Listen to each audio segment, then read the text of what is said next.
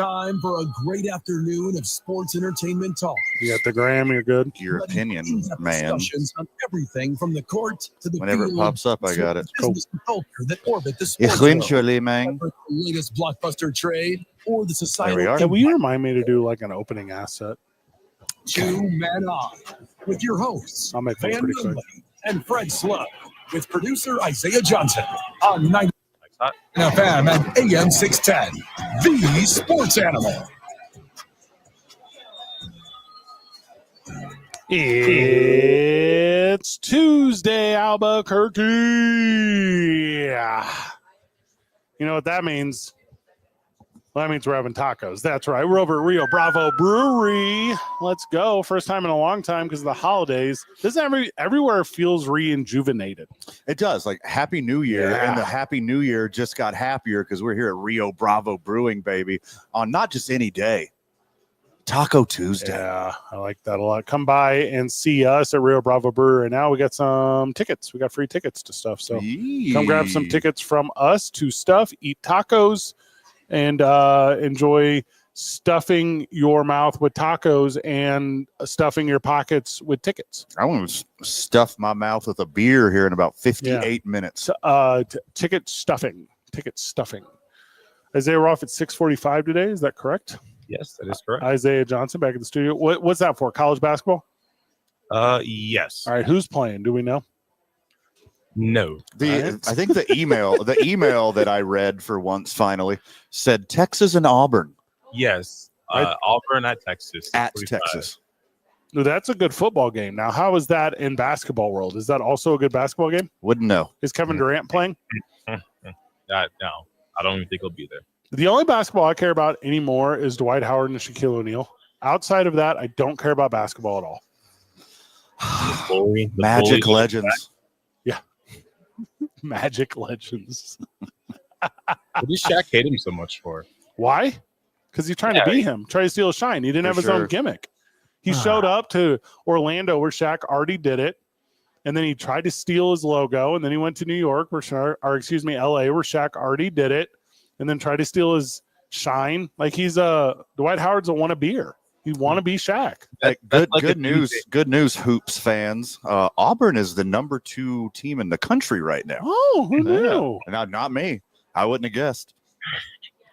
If you said the house of Bo Jackson and Cam Newton was good at basketball, right? I would have just shrugged my shoulders, but I guess. Yeah, if you would have said running back by the Associated Press, which I trust.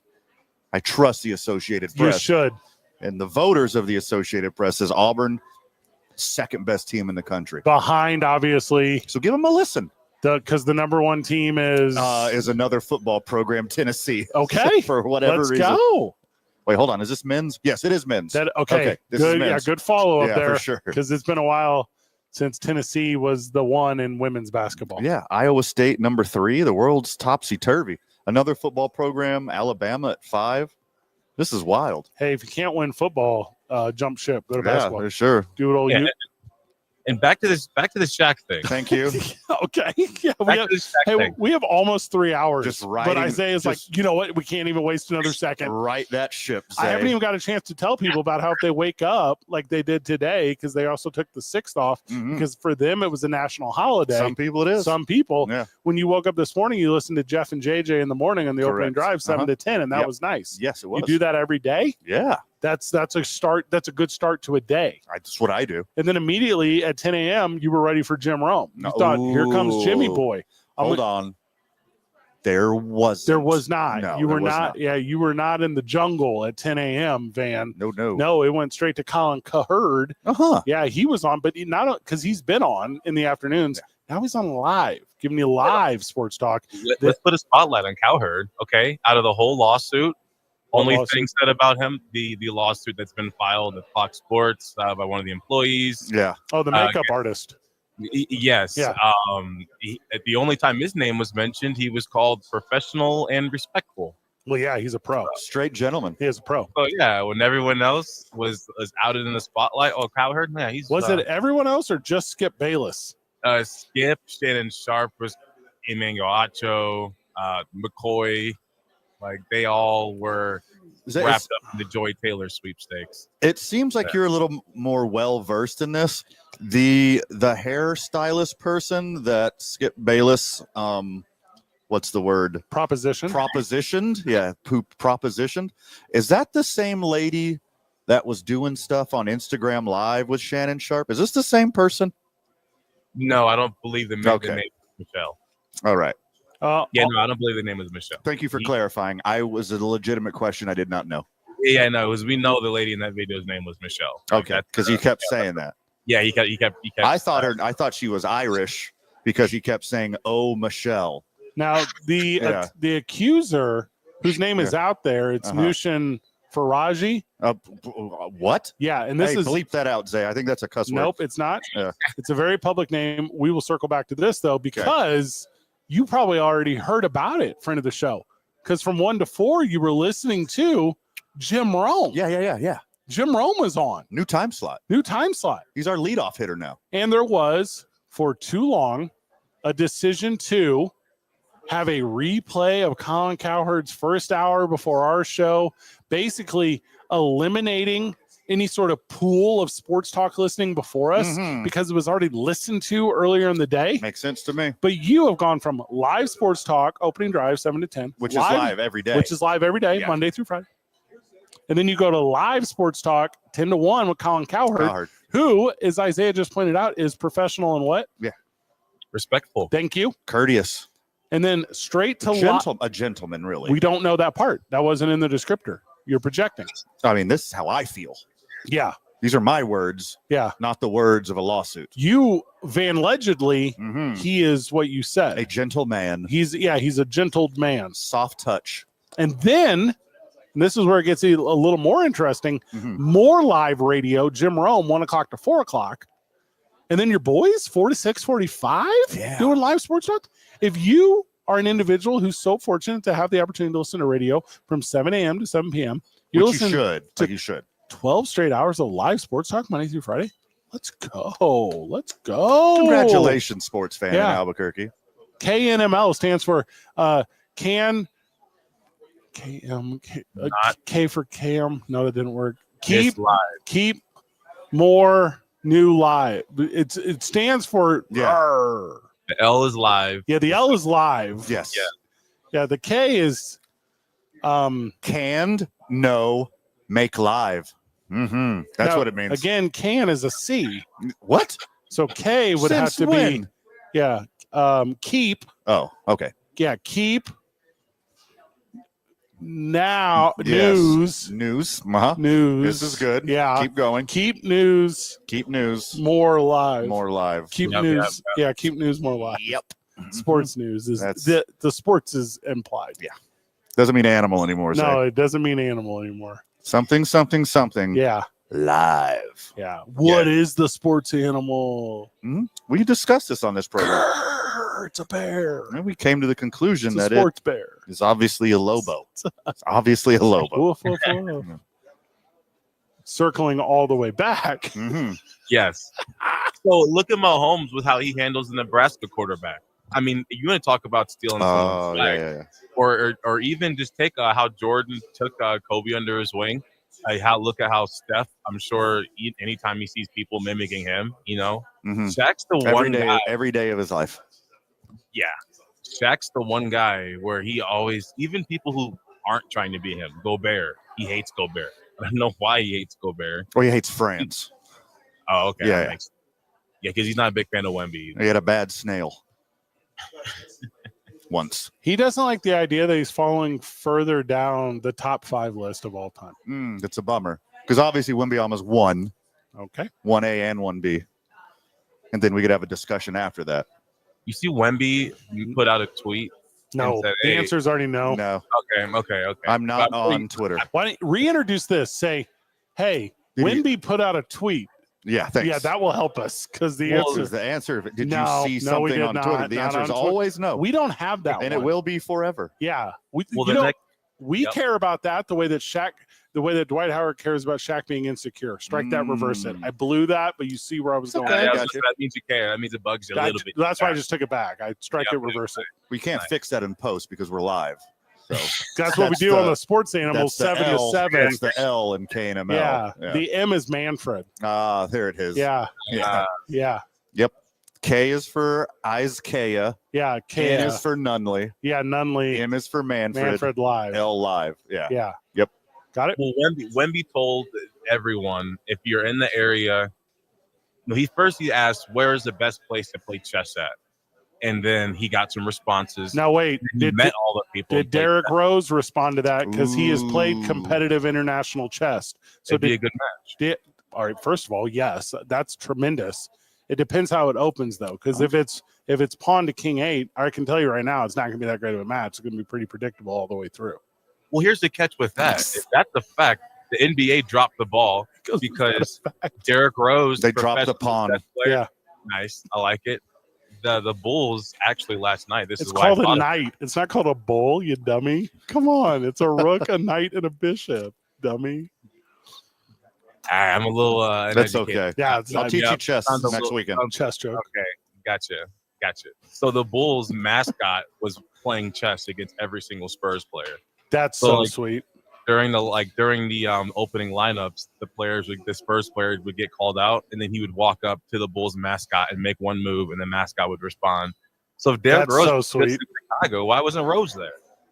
First of all, not all things are black and white. Okay, like a chessboard. Okay. Mm-hmm. Gotcha. Thank you. You can take that one. But yes, but he played chess live with a bunch of people in San Antonio, Texas. Meet me at the location.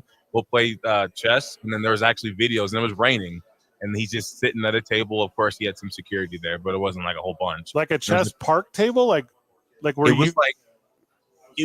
looked like a.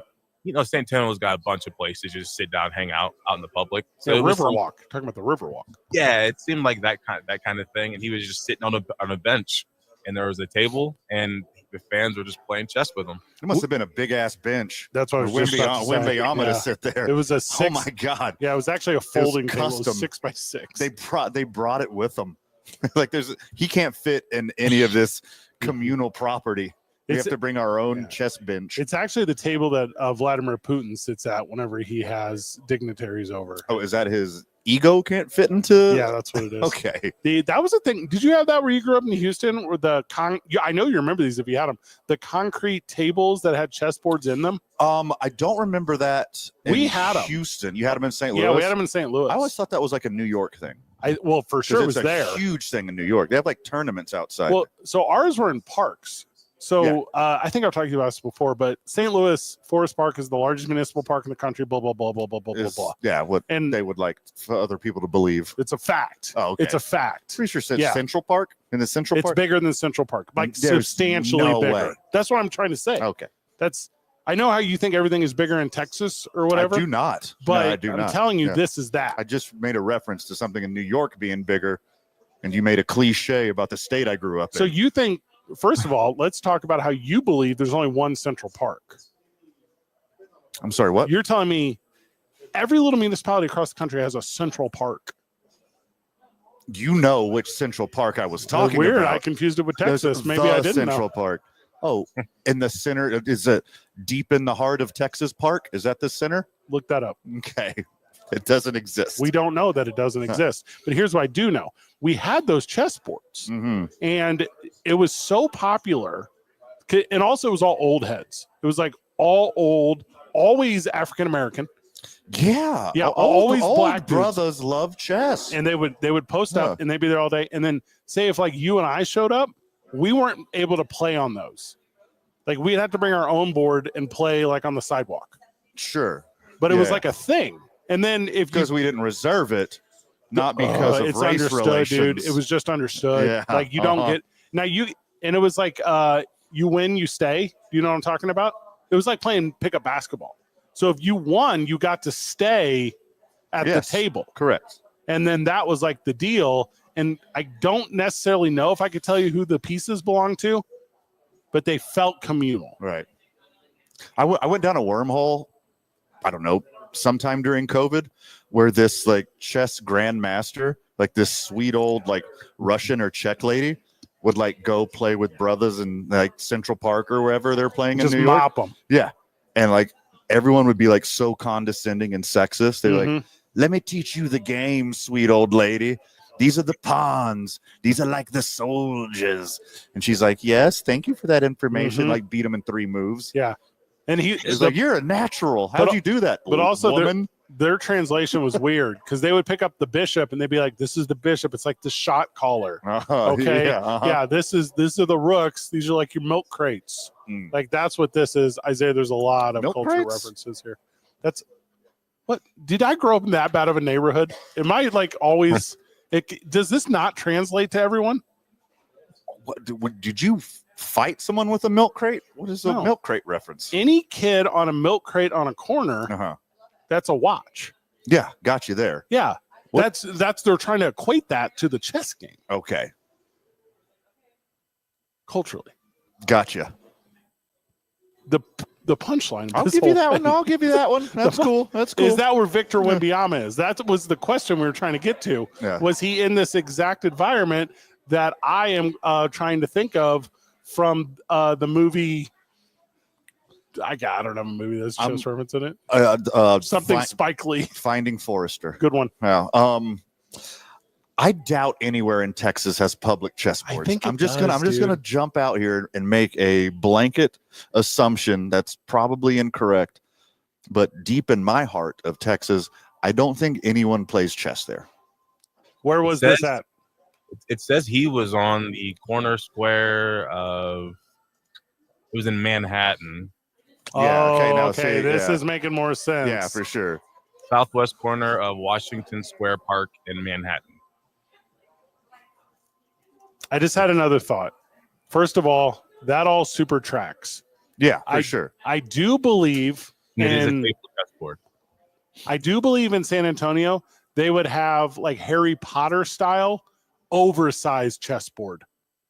So there's only one in San Antonio. Is it what I'm describing? And it's one of the giant oversized chessboard. They don't have any parks in Texas. It's just San Antonio, excuse me. Just San Antonio. No offense to the rest of Texas, but just in San Antonio, there's no public places to play chess like we're imagining Victor Wembanyama was doing on a beautiful fall morning where there's a slight breeze and everyone has light jackets on and they're drinking coffee. Birds chirping. A gunshot in the distance, but no one's alarmed. But not like super close. No. Yeah. Also, I just had a flashback moment. Can I take you back to 2021 question mark 22 when you and I went to San Antonio together? Correct. For the Royal Rumble? Okay, I'm sorry that had a question mark attached to it. I was pretty sure it was that. The first time Cody Rhodes won the Royal Rumble. Oh, that's exciting. Yeah. And I now have memory of when I was on the Tinder app of all these girls posing in front of oversized chess pieces in their Tinder profile pictures. But none of them were actually playing chess in a park. None of them were. Not a single one was playing chess. They were all on the knight, like straddling it. Yeah, for sure. I remember that. Yeah. Are they rubbing up on the king? More of a knight people? You're playing with the king. Riding a horse. I get it. Riding a horse. Because it's so aggressively large, you can possibly ride the horse. If you time it correctly and do like a jump thing, proper angle. Okay, for the bishop.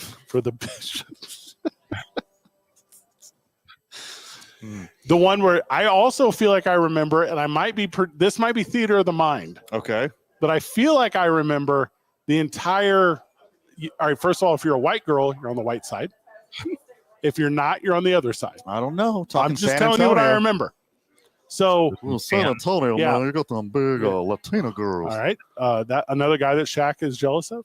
So they had the entire starting lineup of chess, like the traditional starting set, except they removed the queen piece and they stood in the spot. Oh, okay. I feel like I remember that, and if that, I just wrote that, and that is that's a clever representation of what you would do in that moment. Thirsty Tinder girls. All right, ladies, you're welcome. Your new profile pic. Shaq hates Dwight. Dwight hates Shaq. We tell you about it whenever we get back. It's 2 Men On live from Rio Bravo Brewery. It's a Taco Tuesday. Come see us for tacos on a Tuesday, and we got free ticks. It's 2 Men On, 95.9 FM and AM 610. The Sports Animal.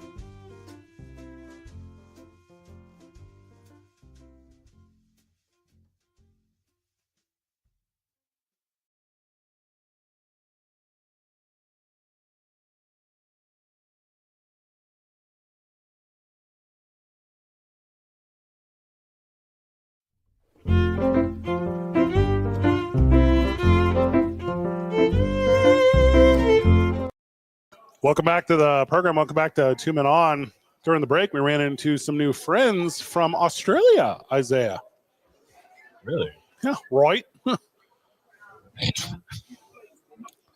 They got to put another shrimp taco on the barbie. They came right up to us. They said, "You boys talking there into that torch?" I think that's British. Oh, my goodness. I didn't, you're mixing cultures there. Oh, crikey. Was that one correct? That one was correct. Good job. So Shaquille O'Neal, who's more successful than anyone ever at his chosen career path, period. Being a commercial actor? Is that the one you're talking about? He's number one. Being a Papa John's franchisee owner, number one. Bad news.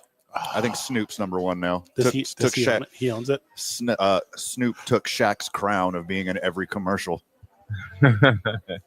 But does he still own it? Own commercials? No, Papa John's. Oh, I believe Shaq does still own Papa John's. I was talking about commercial acting. No, you're wrong. Because Icy Hot, Gold Bond. Was he in Oreo commercials? I feel like that was a thing. Oh, for sure. Yeah, I'm sure. Definitely Burger King. I remember Burger King. Vitamin Water. Definitely Vitamin Water. He was on a Wheaties. Obviously, we talked about Papa John's. He's the best thing in video games. He was the best thing in actual basketball, which we didn't even mention. We could have led with that. Snoop Dogg has been in 122 nationally aired TV campaigns. Oh God, I love that you found that stat. And Shaq has been in 80. And are we talking quality or quantity? Because I'm willing to measure in either way. It's just nationally aired TV ad campaigns. So national, that's big. Who's number one? Can I guess before you tell me? I just compared Snoop or Shaq. Is that an AI generated answer? It is the Googs, correct. So yeah. If I had to guess who the number one, and I'm going ever, not even current day. Oh, ever. The number one TV commercial, Ron Popeil? Yeah. Bronco. Yeah. Yeah. Sheer volume. Yeah. Hours a night. If it's not he, Mays, I guess Mays could be on the list. Yeah. If you put Billy Mays on the list. He is like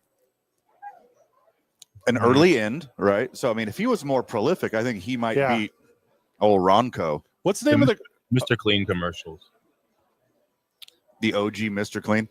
Yeah. Men with shaved heads. Yeah. Okay. What's the name of the girl I interviewed that does AT&T commercials? I think it's Snoop Dogg. There's never been more commercials than right now, and no one's been in more commercials than Snoop. Milliana Van Troob. Are you familiar with her? What? She's the girl in the AT&T commercials. She's done like all the McDonald's commercials. She's just done them all. You'll see when you see her, you'll be like, okay, I know exactly who that is. What about like the little Pepsi girl? The Pepsi girl was like in every commercial break for a decade. There were the Gerber baby. Dude, I mean, there's a lot of them. Well, Gerber baby's not one person.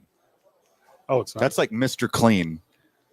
I don't know how to break this to you, Red, but when you feed a baby, they grow.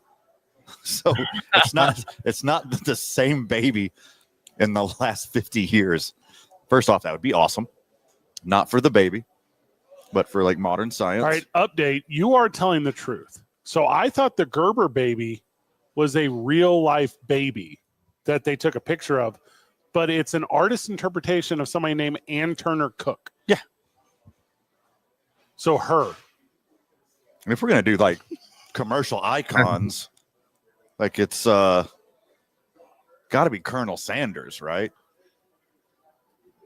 If we're talking just like actors or musicians or whatever in commercials, it's Snoop.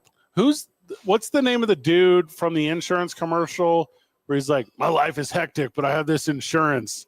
You know, he's only got one thumb. He was in Sex and the City. Dean Winters. The guy that killed Harrison Ford's wife? Nice. I like this. Okay. Dean Winters. He could be on the list. I'm going to have to Google who that is. Dennis Haybert, the guy from State Farm or whatever. Oh, yeah. I got the great voice. Yeah. He Dean Winters. He only has one thumb? He only has one thumb. Why would I make this up? Good thing he's not doing hitchhiking commercials. And now every time you watch his commercials where he's like, He does the thing from Fight Club. You know what I mean? Got lost 2 toes and half a thumb after a bacterial infection. I am a walking Wikipedia. Yeah, hold on. You said a full ass thumb.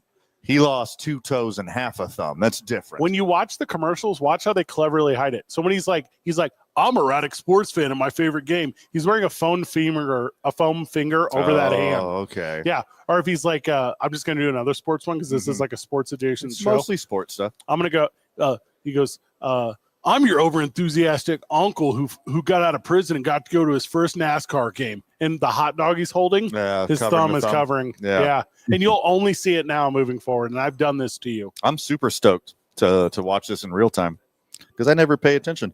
I don't judge people by their percentage of thumb having.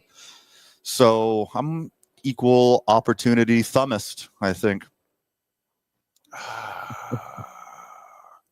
I know how you feel about Megan Fox. I'm having a hard time believing you here. Really? Well, she's just got funny looking fingers. She's not missing anything. She looks like a James Bond villain. Also, I think that's like a disease, right? Like she's like a disease when she's a baby or something. A thumbnail disease. Mm-hmm. Well, I don't. Is the disease that she just hit herself with a hammer over and over again while doing drywall? Is that not a disease? Chalk it up to a mistake. Yeah. Drywall chalk. The point I'm trying to get to is about Dwight Howard and Shaquille O'Neal's beef, which we will actually dive into whenever we get back. It's 2 Men on 95.9 FM and AM 610 live from Rio Bravo Brewery, the sports animal.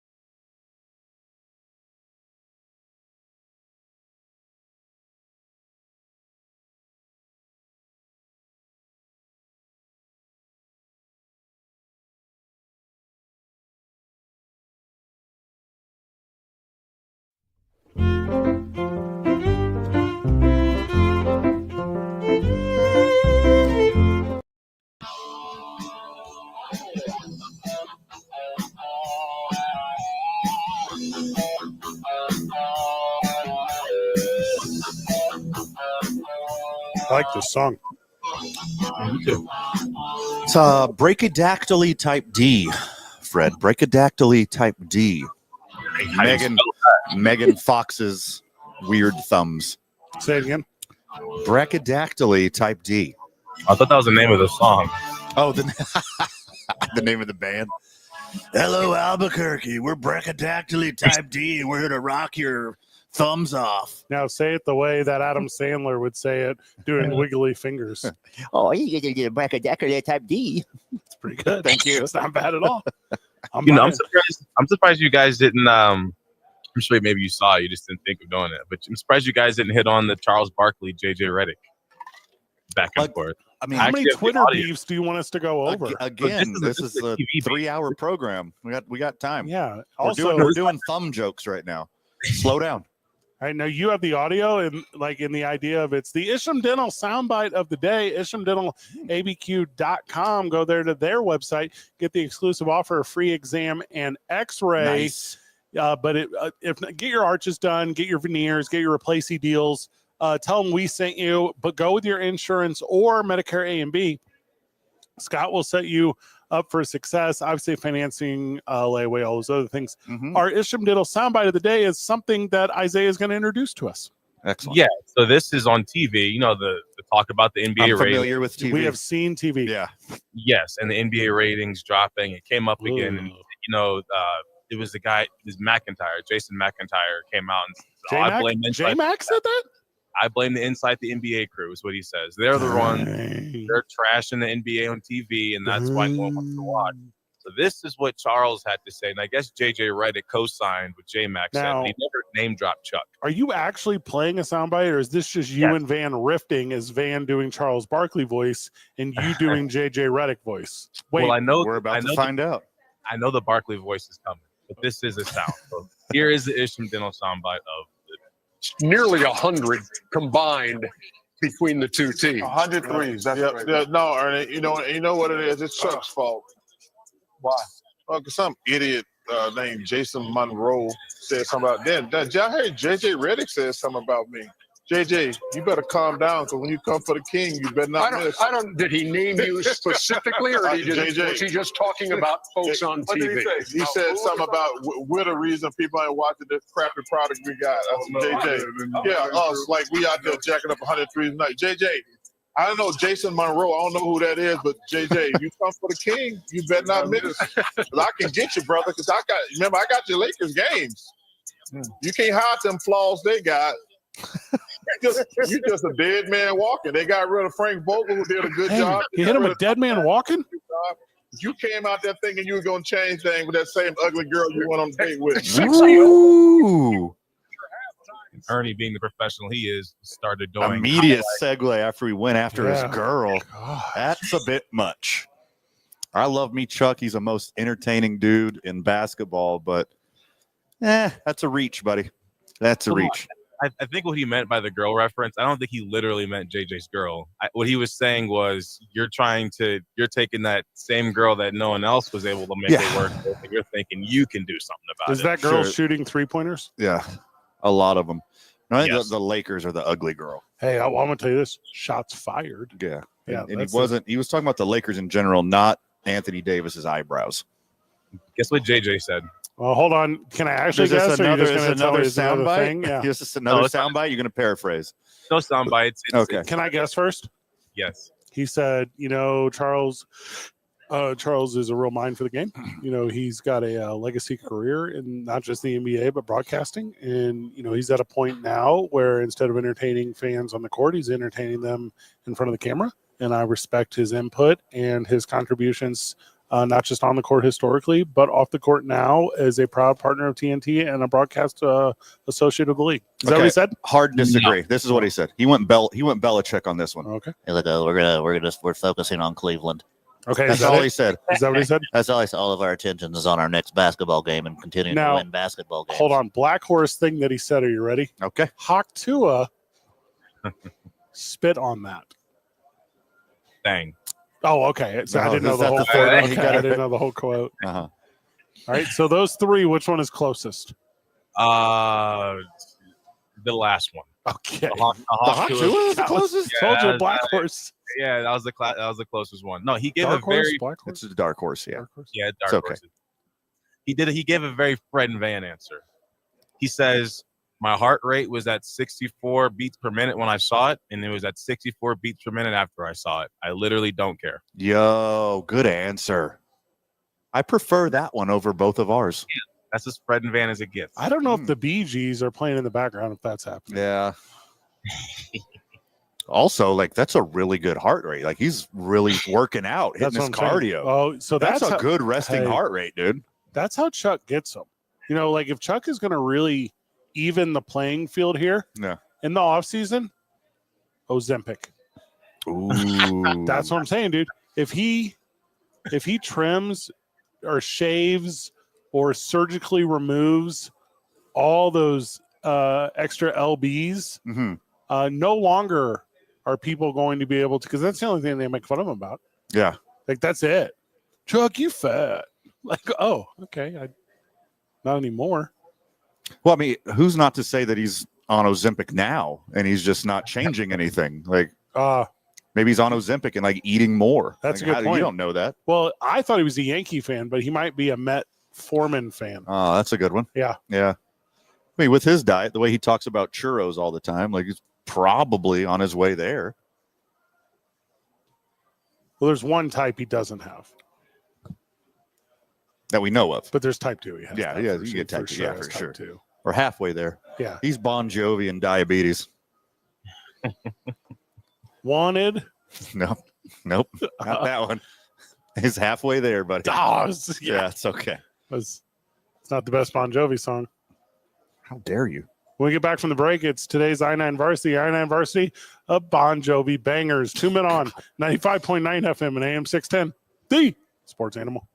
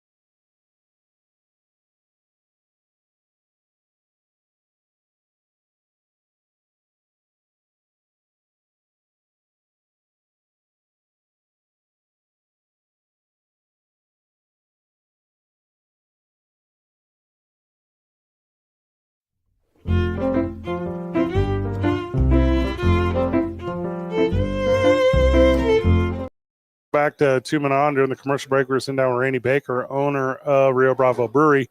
Let's make mention of something. We know it's dry January for a lot of people. Sure. They got NA drinks down here, Van.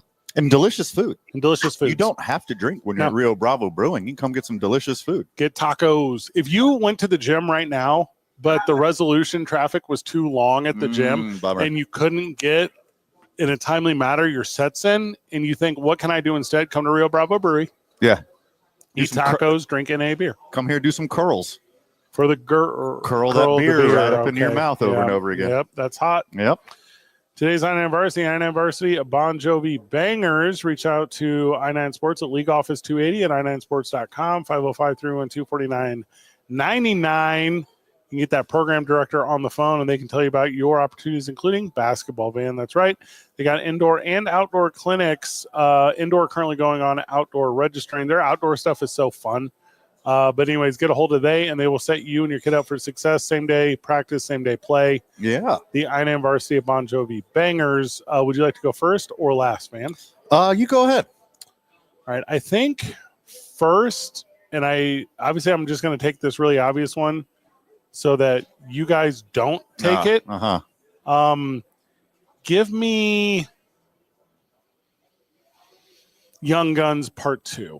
Bon Jovi coming in and, playing a cowboy. And I know your recent obsession with Landman and Yellowstone. So I have no doubt. No. I'm out on Yellowstone. Broke my heart.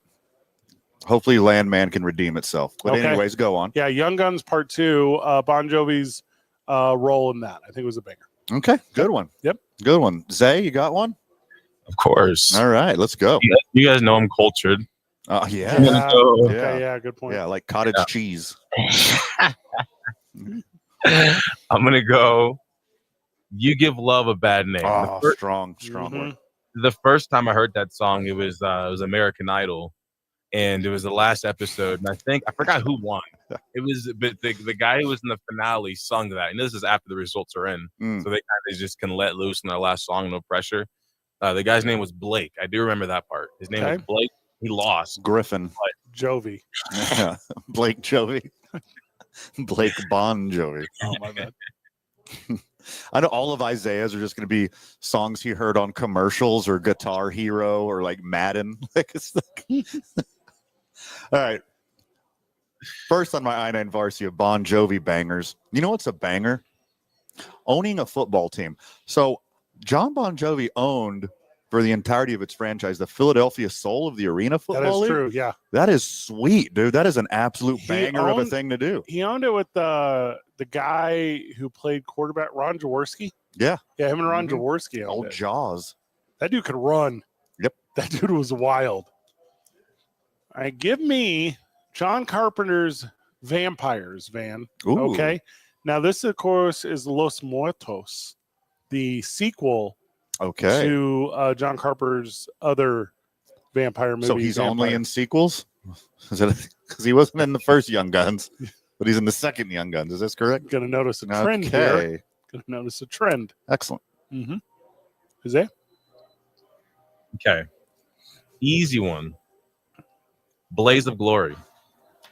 That's the best one. Yeah. Of all of them, that is the only one that I stop if it's on.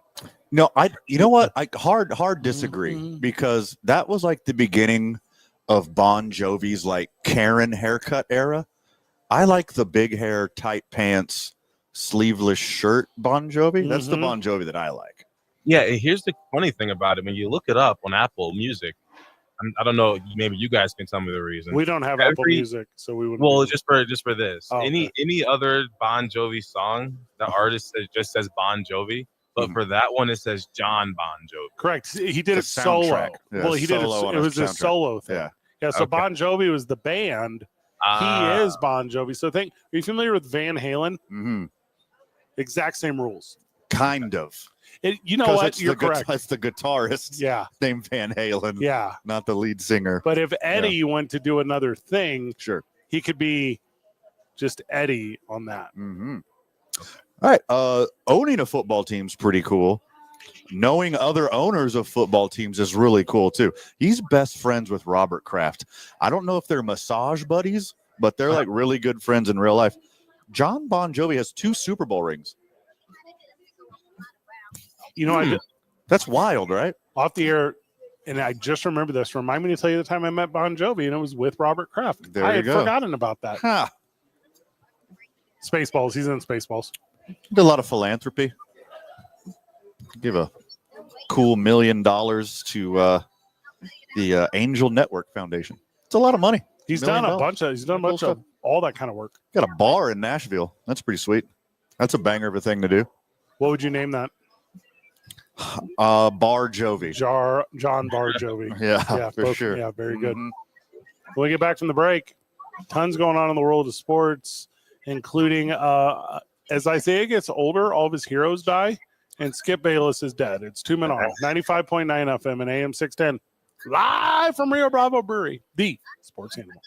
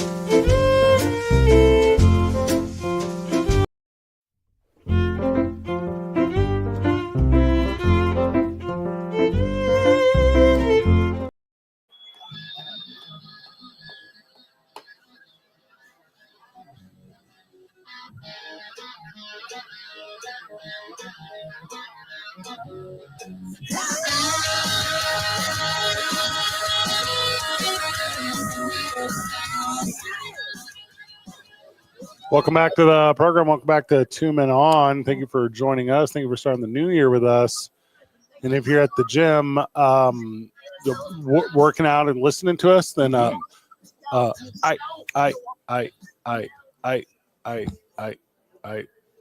that how you do tempo? Is that how you do that? That was disturbing. I was trying to help with the running. Tell them you're sorry for doing that. Sorry to that them. I did that. Not as sorry as Shaq is. Why would you care if you're Shaquille O'Neal? You have zero things to care about. Quote, I know you care because yo insecure, this paraphrased, rear end, been hating and talking stuff for 20 years. You too big to be this insecure. Did he spell it like that? Are you just, did you go internal dialogue? You freestyled that doing one, an internal dialogue. Okay. I hope you don't bring my name up again. 52-year-old tweeting me and still hating. Now, all this time you was joking. You always been jealous of Kobe, Penny, D. Wade. You jealous of Charles, too. Go move around, big, lazy, insecure rear end. Dang. I still have that long 5-paragraph direct message you sent me a couple years ago telling me that I'm not that great to hate, and you still doing it. It's 2025. Grow the heck up and move on. Lots and lots of grammatical errors here, but I'm not going to put any fixation on that. Okay, well, what I'm hearing is that Shaq's not like us right there. That's going to end the beef immediately right there. He responded. Dwight Howard, you're playing the part of Drake in this one for sure. Shaq said, you a jokester that can't tell a joke. Woo! Fred, were you able to pull up Shaq's response to that one? All I have is a jokester that can't take a joke. No, he went on a long tirade basically saying... All right, do it in Shaq voice. Go. Okay. Nice try. Hey, You're a podcast boy. I thought you were going to be remembered for this podcast. I still don't care. I like what you tried to do, but I still don't care. He's like the big brother that's trying to act like he doesn't care, but he does a little bit. You know, the little brother can still get a little bit out of you when you feel like he shouldn't be able to. You know you're bigger and you have more freedom, but he just still, for some reason, just... The joke's on Shaq because he paid for whatever subscription he needs to watch Taiwanese basketball league games. Just to roast him. Just to roast on Dwight. He probably used one of those streaming services that Zay uses to watch Taiwanese basketball. Yeah. Hey, also, because Dwight Howard is also bisexual. Let's be very clear about that. Sure. That's a factual thing. Okay. So now every justice warrior on earth has found an opportunity to call Shaq a bully. Right. Yeah, he's no longer big and lovable and joking because Dwight Howard, who's also big and lovable, but... Yeah. This guy hates colorful flags. Yeah. Like, hey, over here, we better start identifying Dwight Howard solely by his love of love as opposed to him also being a bully. They're both bullies. It's a bummer. God. You know, I don't know how Shaq did it all these years, fooling us into believing that that he was, you know, he's a good guy or whatever. Here's the real thing. Yeah. Dwight Howard just can't take a joke. Sure. Like when Game recognizes Game. We talk about this all the time. Yeah. These dudes don't recognize each other. And by the way, Dwight Howard shouldn't because he is not even in the stratosphere the same level as Shaquille O'Neal. Yeah. Peak Dwight was an absolute menace on the court, but he was still like Phoenix Shaq. He was the worst part. The big worst cactus. part is he's. Well, first off, I want to put a little respect on Dwight. He did bring a Magic team to the finals, but of course he was not Shaq at all. But Dwight's always paid the respect. It was like he was just doing his own fun thing. And if Shaq hated the Superman gimmick so bad, I mean, they had a whole dance off in the middle of the court at the All-Star game in like 07. So everything was cool then. And then, you know, Dwight didn't say anything negative about Shaq. Shaq just, I remember it was after a game, and they were all four of them, Shaq, Chuck, and who else ever. I don't know if it was that same lineup, but Shaq just basically said, put the camera on me and just went in on Dwight for like a minute. Like, you're not Superman.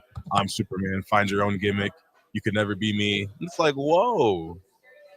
Where's all the animosity from? So much hate in your heart, Shaq. Well, what happened was Shaq called Dwight Howard one time and told him he wanted to take him shopping. So that's what started this whole thing. That is a 50 Cent and P. Diddy reference, what you did there. Okay.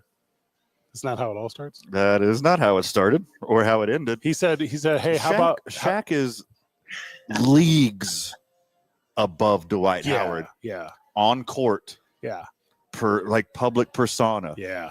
Commercials, businesses, acting, rapping, like better at everything than Dwight Howard.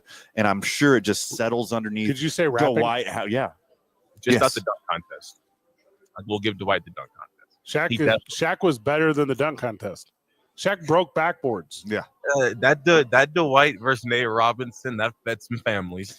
Well, look, Shaq is better at everything in the universe of Shaq versus Dwight. He wins every single round. It's not called Howard every Fu. single category. Yeah, Shaq wins everything. He owns him in everything. It's not called Howard Adonis or whatever. It's like Zay, you know this. Like a lot of times when you have like a rap battle, it's not like two giants like Kendrick and Drake. When you're having a battle, it's usually like somebody desperately looking for attention and trying to punch up to have some relevancy. That's what Dwight Howard's doing right now with Shaq. All right, hear me out. Does this one, if any of these make sense, then Dwight Howard wins, okay? Even if one of them does. Big How Rock.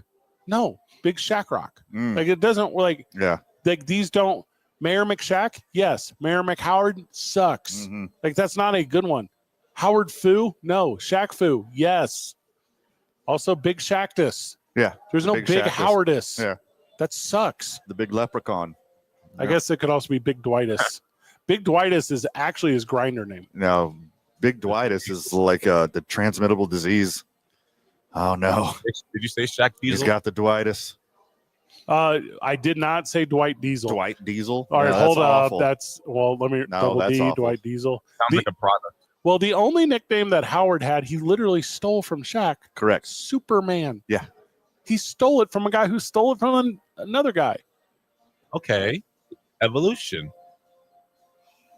First of all, I'm all Superman's an alien. I'm all for passing the torch and supporting the next generation. Yeah. But Dwight, you've been out of line your whole career. Like, do not come at Shaq like that. You are not an equal. He should have said, hello, what year did he go in the NBA? 04? I'm just guessing. Hello, NBA. My name is Dwight Howard. You can call me Dwight Kent because I'm not quite Superman. I'm moving forward. I'm Dwight Kent. That'd be humble. It'd be humble. That's what I'm saying. And then if someone else is like after you win a championship or you do whatever, then you become Superman. Then they're like, oh, cool. You are now Superman. But until then, you're always Dwight Kent. Yeah. Put it in perspective, though. So if you're Dwight. Clark Howard. I like that one. If you're Dwight, what? So because Shaq's a better player, you're supposed to just let him just trash you for no reason. Can't steal his nickname. Even though all you've done. But that was fine with Shaq when they were all dancing and buddy. I'm sure if he would have man to man was like, hey, can you find something else? I'm sure Dwight would have maybe compromised, but it seemed like it was all cool. And I think it didn't start bugging Shaq until people kept calling Dwight Superman. But when Dwight was earlier in his career, it didn't bother him. Dwight tells, even now, he says the last tweet he put out, look, I don't want to go back and forth with this man because he's one of the greatest of all time. Shaq, how about you hop on the podcast? A little side note. Yes, exactly. You're describing exactly what I told you. This is hype beast stuff. This is attention-seeking stuff. But also, Shaq reached out first. It seems like Shaq always has started it. And then at some point, Dwight's like, all right, I got to defend myself. He keeps just taking shots at me. And it sucks having to defend yourself when it's Shaq and you're Dwight and you guys played the same position and puts you in a tough spot. It's like, what do I do? If Shaq really wants to get even here, he mentions the officiating in the 2002 finals. And then Shaq has no leg to stand on. Okay. Yeah. Your chips were given to you, brother. One of them for sure. That one for sure. Yeah, that one for sure. Yeah. That's where you go with it. Because you can't attack any of these other things we're naming. And the other five? The other five. Hey, also, I'm Shaq on TV, and you and I are nowhere near what I'm about to say, but this exists in our world too. If podcast guy comes at me and is like, hey, come on my podcast, and yeah, brother, come on my radio show. Yeah. Dwight Howard, I'm not going on your podcast. Let's do the platform where people are gonna listen to it. Yeah. Yeah. Come on now. I'm big fish. I'm not going to small pond. I'm Shaquille O'Neal. Here's what I don't want to have to do. Tell people the name of your podcast. Right. I don't know what it is. I don't know what it is. Nope. If I had to guess, it is Dwight Aristotle. Nice try. I'm Yeah, trying to for sure. I need another nickname he stole from Shaq for this podcast. The big Howard is. I already used that one. Yeah.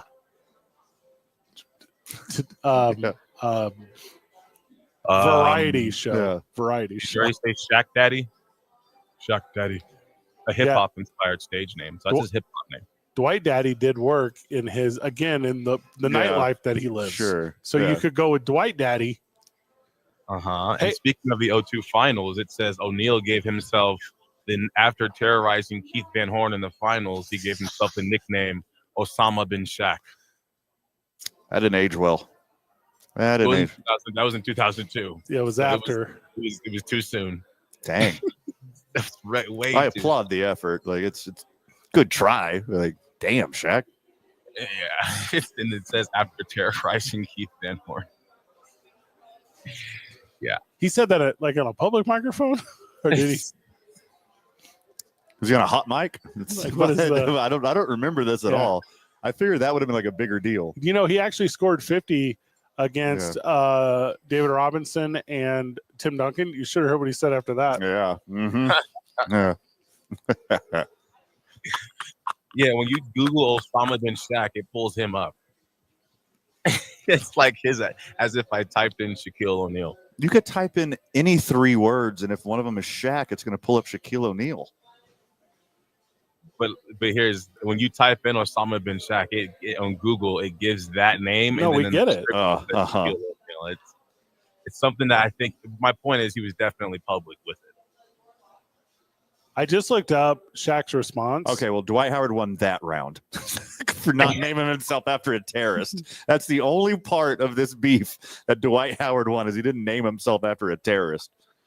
I just looked up Shaq's response, which Isaiah gave you earlier, but the content might have been lost in his excellent representation of Shaq's voice, where he said, "The fact you think I care about you is funny. Also, nothing spelled correct here. But I won't ever bring your name up again, sensitive big man. A jokester that can't take a joke. Won't ever say your name ever again. Have a great day. And now you've been deleted. Have a great day." So he then went with hashtags. Are you ready? Ooh, okay. Let's do this. Okay. Hashtag I never cared.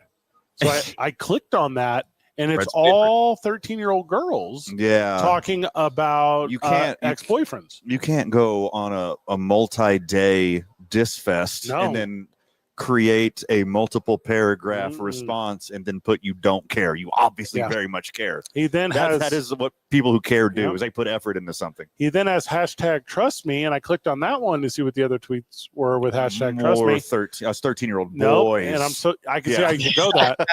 It's actually a bunch of Wall Street bets bros, and they're telling you which stocks to go after. I believe they're crypto scamming people with the trust me. He also did hashtag don't need validation, you do. And he's the only one to use that. Okay. So that is a 1 of 1 hashtag. Are you sure? Don't need validation, 45/47 didn't use that hashtag. Hashtag stay off podcast. That's an interesting one. Oh, yeah. So I look. Have we been mentioned in that hashtag? No, no. But I did look up who has used that hashtag, and it's your friends over at NPR. They want you to just listen to traditional radio. So there's that. Oh, good advice. Yep. Also, hashtag the fact you think I care is funny. Interesting. Okay, that's mostly English. Yeah. That one all looks to be liberal-leaning political enthusiast from Canada. So that's a weird one. Okay. Yeah. That's referring to being the 51st state. I believe you're correct. Okay. Yeah. That one's fresh. That's new. Okay. That's a new one. It's a Trudeau one. Yeah. I don't think you said Dr. Shaq, did you? The story for this one's interesting. It says this nickname was invented in 2005 as a way to diss Andrew Bynum, Shaq's quote-unquote replacement on the Lakers. Bynum claimed that he was similar to Shaq, except that he made his free throws.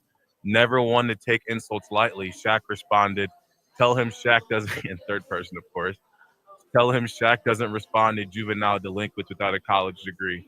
Tell him to get his degree and we can talk. In the meantime, he should call me Dr. Shaq because I'm working on my PhD. So this is because Andrew Bynum was drafted straight out of high school into the pros, the way that Nelly said he would be. Okay. Then it says Shaq originally stated that he was going to earn his doctorate in either criminology or art history. Does he currently have it? But instead opted to accept honorary degrees in Shaq Fu in cosmology. You think I really care that I passed cosmology? Got my education instead, Shaqology. Rapping out his hashtags.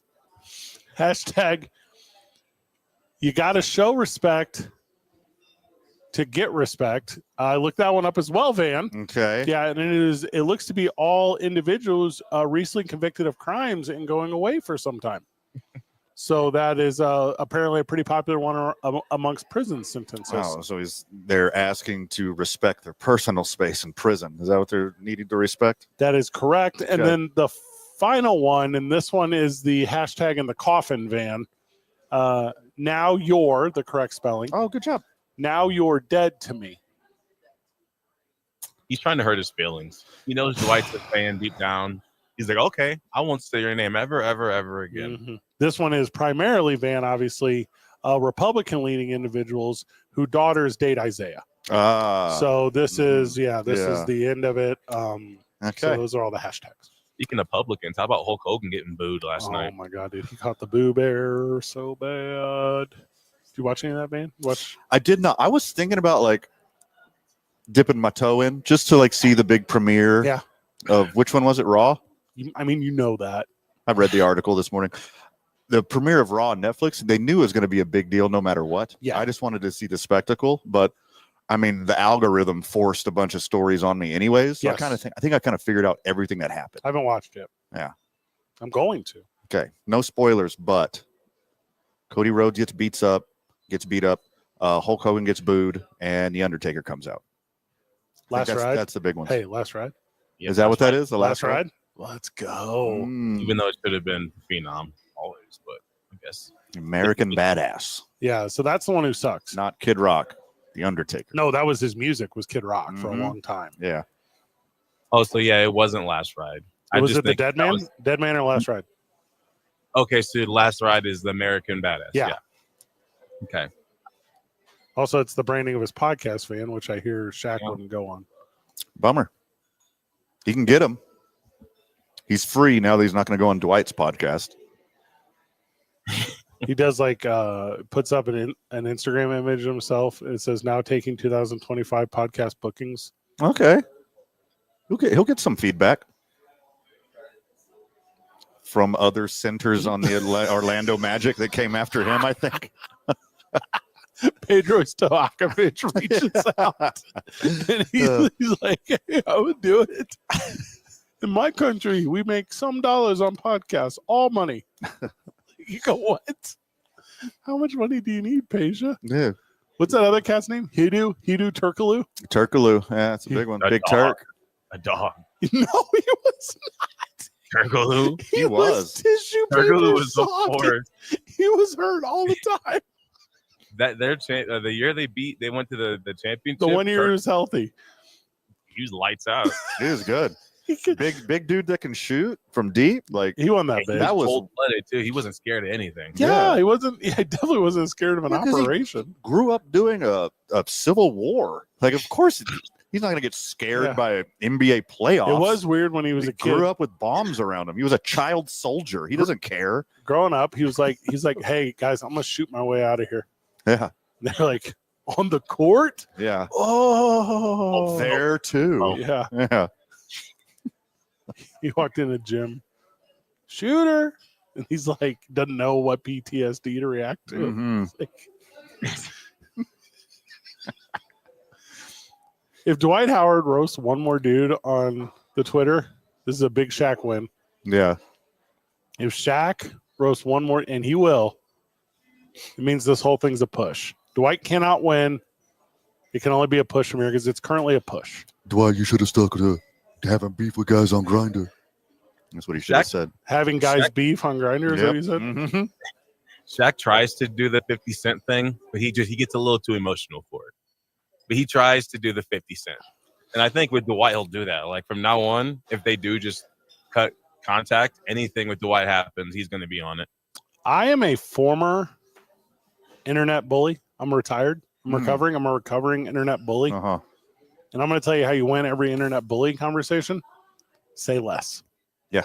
You put out a diatribe, you lose. Mm-hmm. There's too many opportunities for slip up. Yeah.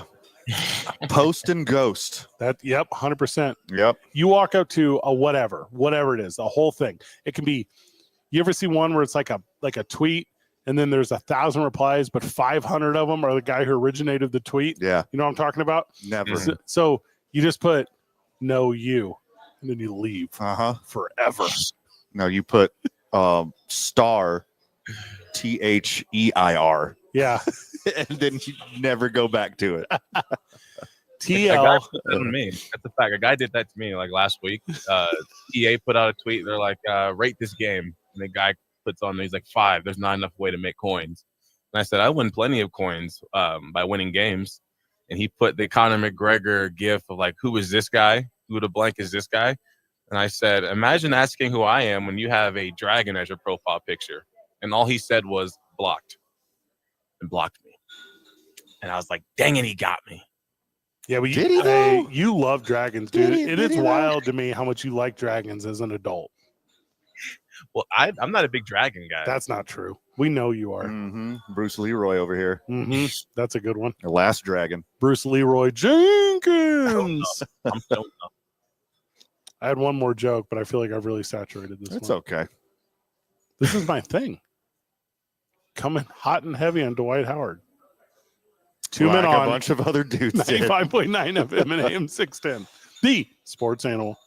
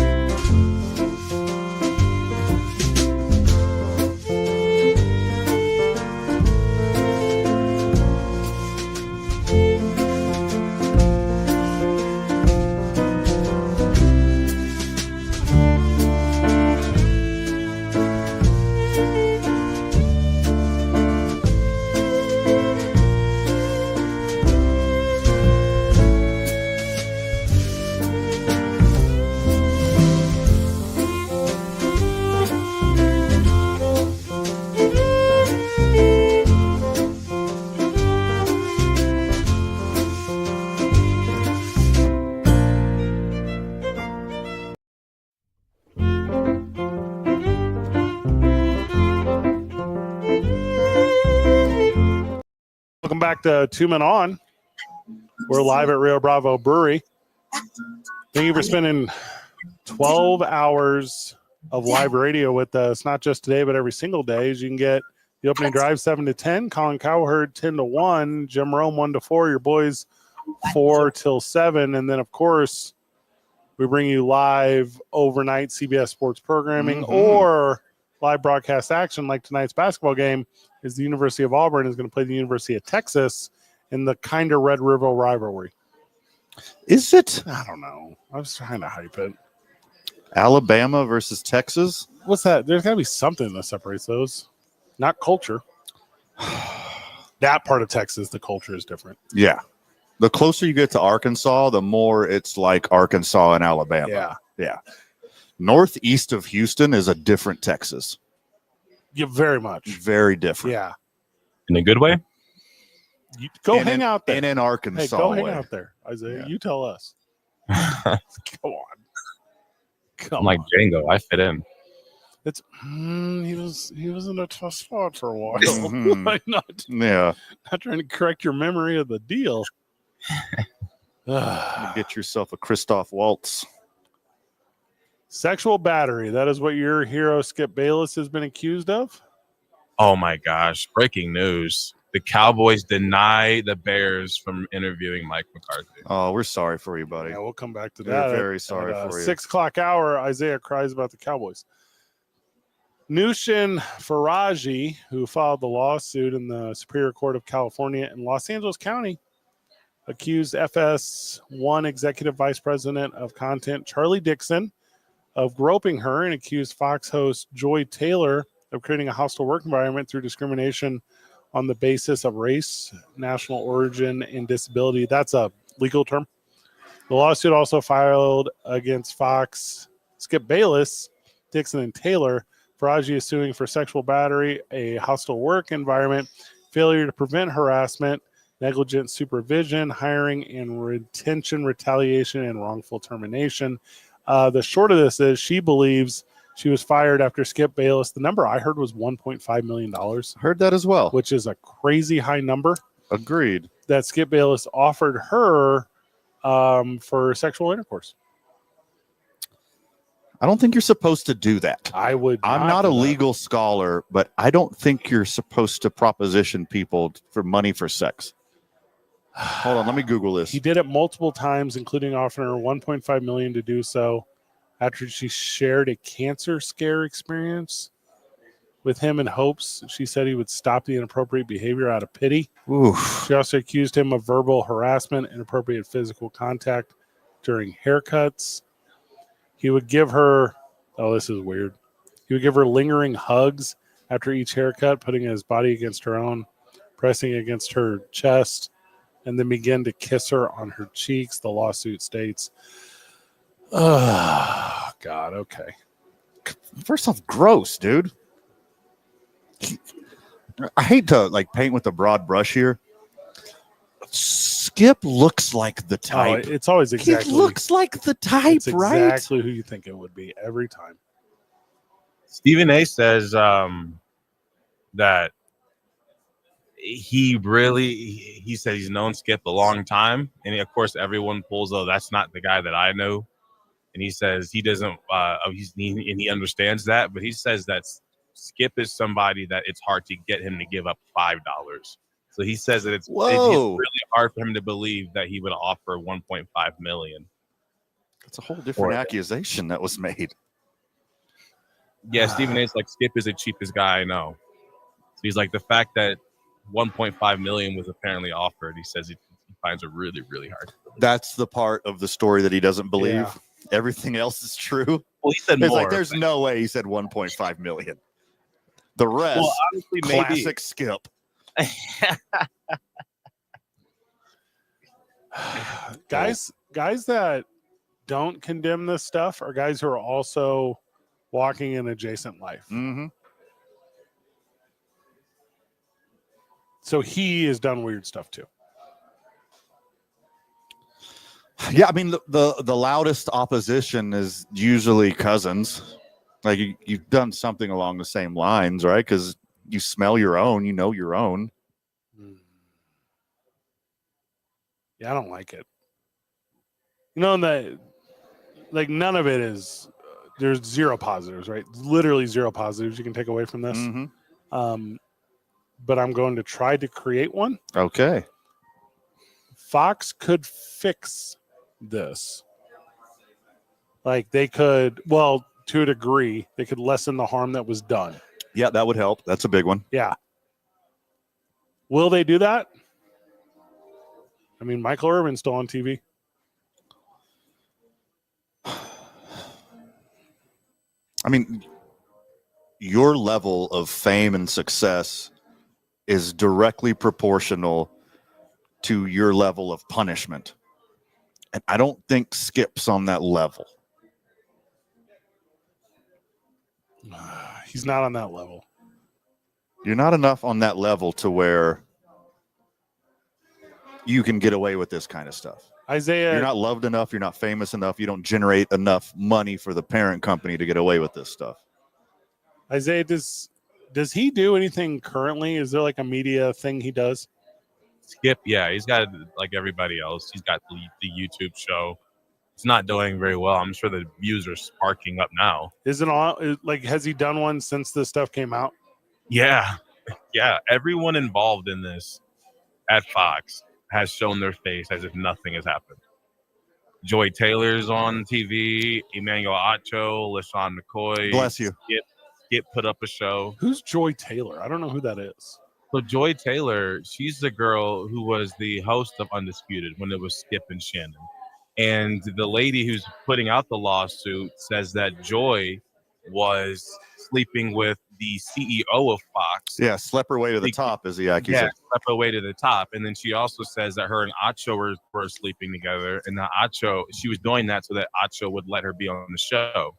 And then this lady also says that Joy Taylor went to a dinner with Skip and the CEO. And the mission was to try to get Skip to want to keep her on the show because Skip didn't like Joy. Well, that part. And tracks. then Joy was trying to seduce Skip, and I guess he wasn't moved at all. But the CEO had to convince him, like, let her stay. So that the CEO of Fox is the one who got Skip to agree to it. So that's why Skip was really, you could just see the envy, not envy, but he just did not like Joy. He did not want her there, and she was only there because she was sleeping with the CEO, according to Faraji. The only people who are mad at people for sleeping their way to the top are those who can't. Or the opposite. And I'm not one of them. Well, hold on though. Because like if I had an opportunity to sleep my way to the top, I would have done it already. 100%, yeah. 1,000 times over. By the way, 505-246-0610. If you're at the top, are you at the top? Can I sleep with reach you? Out. I Reach will. out Like I 100% will. We have access to a camper. Yeah. Access to a lot of stuff. Yeah, a lot of stuff actually. Yeah. I'm very open-minded, by the way. There's another. Your boy's done some weird stuff. Oh, everyone's aware. All in the middle, like never at the top. Yeah. There is another weird side to this where it's not, what's her name? Joy Taylor? Yes. It's not Joy Taylor. That's not the problem. It's, who did you say the CEO's name was? I also don't care.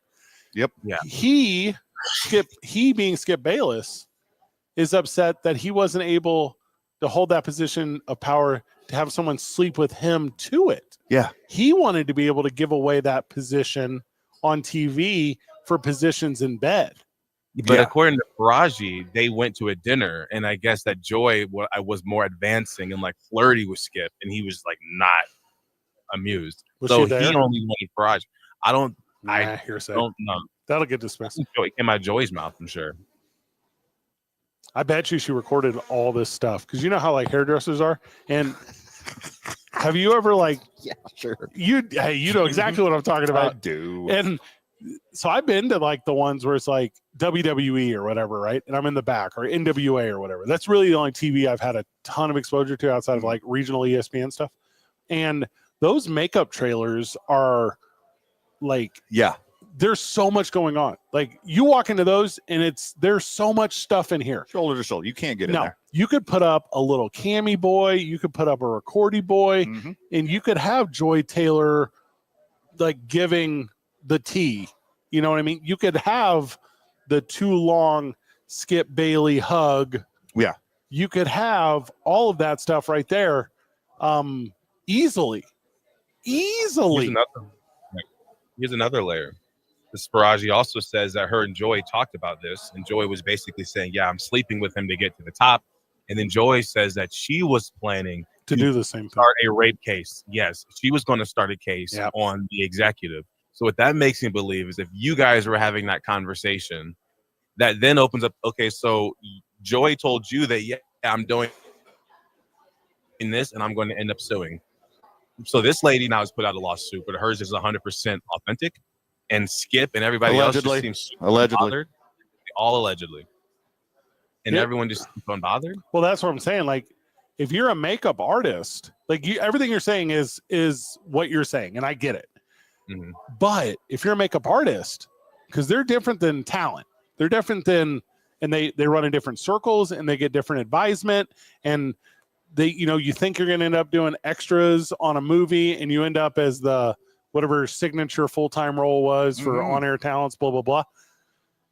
Once she caught wind of how weird this industry was, and it's not the cosmetology school fellowship that exists there, that's when she starts keeping receipts. Yeah. She's like, oh, this gal is trying to do everyone dirty. I hear stories of these dudes doing people dirty. Yeah. I'm a person. I'm eventually going to end up dirtied. Everybody wants to be in Hollywood till you show up to the party and everyone's wearing robes and weird masks. Or Diddy. Everybody wants to be in music until you show up to the party where there's lube everywhere and people are only wearing white. Like, stuff is real. Real weird. Yeah, real weird. Once you give enough money, and I said money because that's like monetary is easy to measure, but there's other things that these people measure. Sure. Like we need, you go to a job site and it's like, it's been 47 days since an accident on this job site. I've never worked hard, but I know what you're talking about. You know that it exists. Yeah. Not like you were doing any sort of manual labor. From TV shows, I know what you're talking about. Yeah. Not with those manicures. I have the softest hands. Yes, you do. They need it for like television people, like Hollywood. Like, it's been 47 days since some weird sex stuff by some dude. Like, and it's never going to get to 47 days. It's like every 2 weeks, something like this happens. That seems long. Yeah. And it's just the ones, like the biggest ones are the only ones we talk about. We can't dedicate our program to weird sex stuff on TV all the time. In Hollywood, that's a program within itself. Zachary Ty Bryant, just the other day, arrested again. Okay, let me Google who this is. Great. While you do that, we've got Seabass on the line. Can you have Seabass get us after the break? It's 2 Men On 95.9 FM and AM 610. The Sports Animal. This recording.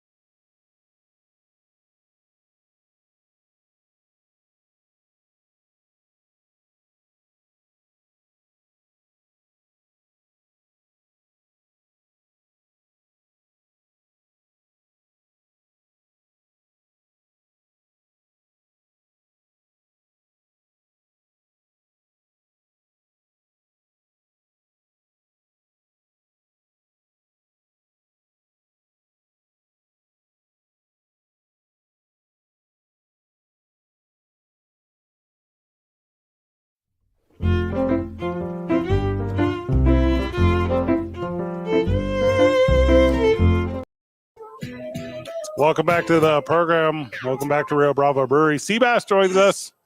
Running the show. Seabass, how are you, brother? Seabass had to leave. Oh, bummer, buddy. But he told me what he had to say. Oh, thanks. Yes, Seabass says for you, Van, for your request to get to the top, he says meet him at the gas station at 2:15 a.m. 2:15. Okay, And which gas station? No. Is he talking about fighting or sleeping?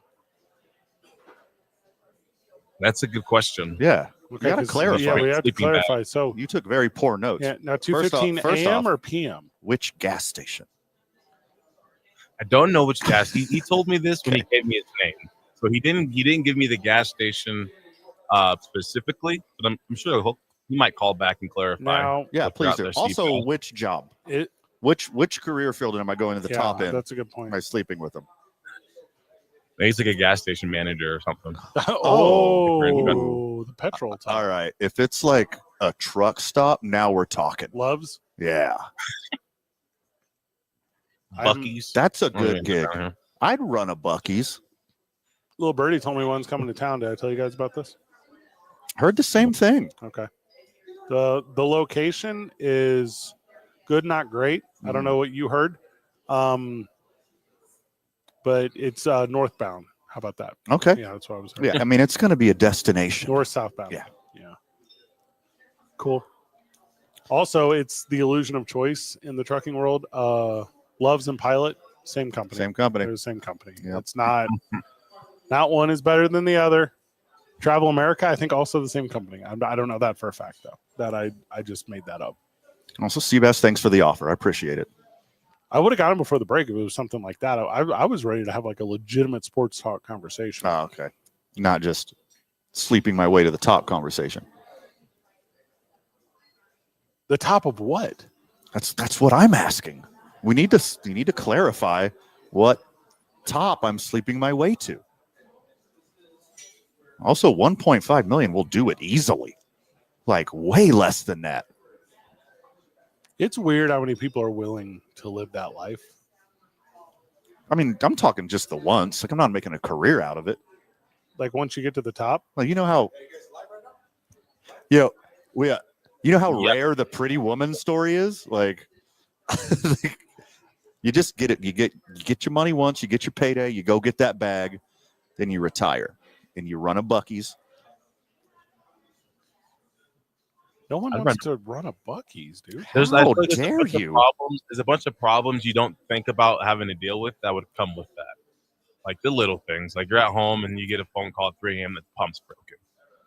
And you've got the key and you accidentally took the key home. No, Buc-ee's, like Love's doesn't have that. Love's has, if this, all right, the pump breaks, therefore you hit this switch. Like you don't have to problem solve at Love's. That thing's figured out. Like the pump breaks, therefore you put the yellow trash bag around the handle. Sure. Like that's the whole deal or whatever.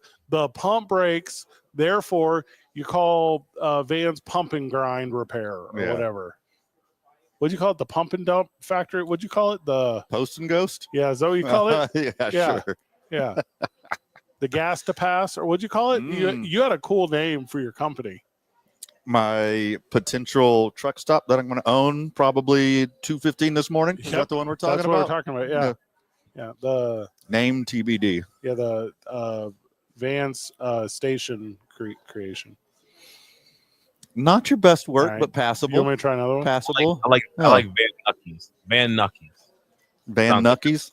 Van Nuckies. I mean, it's better than what I copyright infringement with Buc-ee's, but close. The van part, though. That should pass. That should pass. Yeah. Only vans where we don't allow cars, we don't allow trucks. Only vans can get gas at mine. Yep. Can't even be an SUV. Nope. Do people still do octane? Is that still a thing? Do they say that word? I think so. What about full? Huh. People don't do full leaded anymore, do they? Nothing has that. No, I think lead's bad for you. We learned that. Yeah. It's like they call you and they're like, hey, the pump's not working. And you get out there, but it's like an electric charger, like a Tesla. Mm-hmm. And you just like overreact. Yeah. You got to pour it right into the back seat. That's where the gas goes.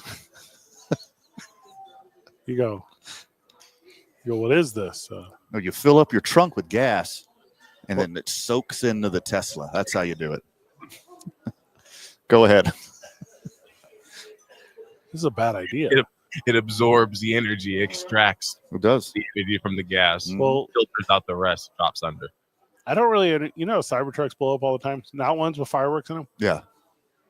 Just in general. In general. Yeah. I don't really understand how that works because there's nothing combustible going on in there. Like, what is the fire firing from? Like, I don't get it. Air pressure. Like a computer. It's like a pipe bomb. Yeah. There's a fire. There's an igniter and a pipe bomb. It's definitely something. I mean, obviously electric. I assume electricity started the fire. You know who it wasn't? Don't do it. It wasn't Billy Joel. 2 men on 95.9 FM and AM 610. Live from Rio Bravo Brewery, the sports animal.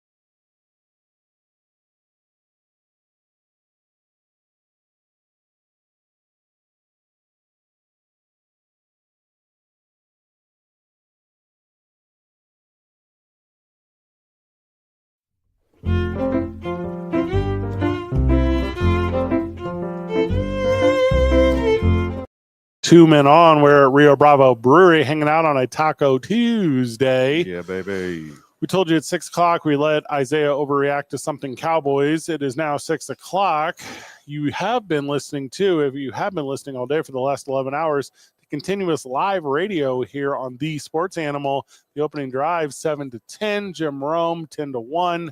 Or excuse me, that's incorrect. Colin Cowherd, 10 to 1 live. Jim Rome, then 1 to 4 live, and now us. So thank you for spending the day with us. It means a lot to us. Sure. And now Isaiah is going to try to convince us that every little Cowboys update is important. Spoiler, it's not. Isaiah?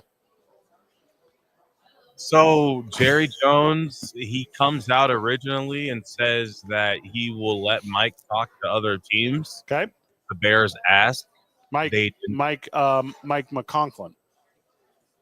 McCarthy. Oh, okay. Sorry. Might as well be. Yeah. I don't know who McConklin is, but as far as I'm concerned, it could be anybody. Got it. Yep. And then the Bears ask, and he denies their request. So it's like one of those things where when you weigh the pros and cons of Jerry Jones's decisions, the cons are so overwhelming. And one thing that really irritates me with anything, if I can't understand how like a perspective and like a way something makes sense, if there's just no way it makes sense, it really, really bugs me if I care about it. So in this situation with Jerry, like you deny his request, you deny the Bears' request, but you already said that you'd let him talk to other teams. So on the flip side, you also haven't re-signed him. You've given no indication that you want to re-sign him. So you're just continuing to hold everyone hostage. You're holding McCarthy hostage. And to his contract. He's holding to his contract. For another 48 hours. But why come out and say that you're going to let him talk to other teams? And then as far as the contract side is concerned, if you're thinking about having this guy return, once again, there's one thing. I don't care how many games McCarthy's won. What I know for a fact is that since he became the coach of the Cowboys, they have the most penalties in the entire NFL. So, like, as far as I'm concerned, nothing else matters. Well, I mean, the Zebras hate the Cowboys, too. Like, put them in line. Bears they and also Zebras. love us. They also love us. They also love us as well. It's just false start. But it's not like a pass interference. I'm talking about false starts, like offsides on kickoffs. So things like that. Well, hold on. You're giving me kickoffs. You're giving me a lot of interpretation stuff. Give me your opinion on, is this Jerry Jones being petty, or are they resigning Mike McCarthy? That's the only real question here. And no one knows. And that's exactly what he wants. And that's the irritating part, because it's like we all know why he's doing it. We know he's doing it for the headline. To spark emotion. He's got you. Mm-hmm. Yeah.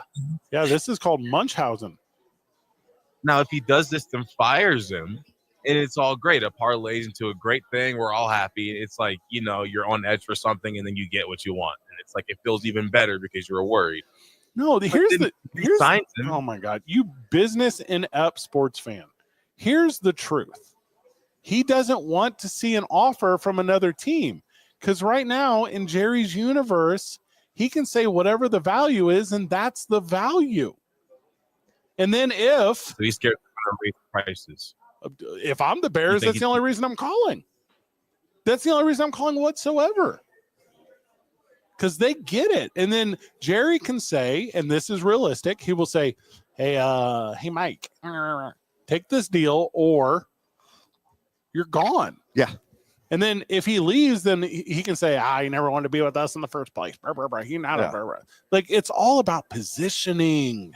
He's going to resign him unless he doesn't want to resign. Yeah.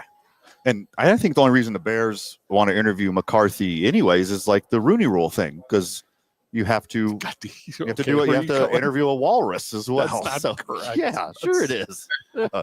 And then, and no offense to idiot Cowboy fan, but I'm talking to you, you're going to end up with Doug Peterson. You're going to end up with Deuce Staley. Upgrade. You're going to end up with, who's the cat got fired from the Raiders 2 seconds ago? Antonio Pierce. Upgrade. No. You're going to end up with someone of this thing. You're not going to be set free, Cowboys fan. You're not getting Aaron Glenn. Yeah. Or Robert Saleh, because reasons. We just want We just want Pete Carroll or John Gruden. This is the thing. The Cowboys, as much as why do you want John Gruden? Do you know how John Gruden feels about you specifically? Yeah. You. Well, I don't care about how he feels about me. I just want him to stop the penalties in Dallas. That's all I want. I want somebody that I know. Why don't you get Skip Bayless? Think, oh boy, he may even do a better job. We don't need a genius. We don't need we don't need somebody smarter than McCarthy. Yeah. We just don't need the cool babysitter that the kids love here anymore because they know they can get away with everything. That's all he is. Now, Aaron Rodgers, he was the leader of the Packers. So they didn't need a disciplinarian. Like, they had a leader. Mm-hmm. If he goes to a team that has a culture, he'll be fine. What but culture? Dallas does not have a culture. I'm not going to, no punchline here. John Gruden said DeMaurice Smith had lips the size of Michelin tires. He put that in an official work email. Who is this again? DeMaurice Smith was the executive director of the NFL Players Association, and this is when John Gruden was working in media, and he said the reason the NFLPA was in shambles because it was ran by a black guy, but he didn't use the word black guy. Okay. But Isaiah wants him as the head coach of the Cowboys. Can he stop the penalties in Dallas? That's more important. Just give us one ring. Just give us one ring and get out, Gruden. Routinely use the word rubber lips. You're willing to deal with a lot, Isaiah, as long as it gets you wins and less penalties. You're like, I'm gonna let P. Diddy slide on this one. He just keeps making hit records. Yeah, that's what it sounds like on my end. That's what I'm hearing. So help me out because I'm really not too sure, but I felt like I remembered seeing Gruden. Like we've said on here, if you go through the process of showing humility and saying you'll change, okay, then we'll hear you out.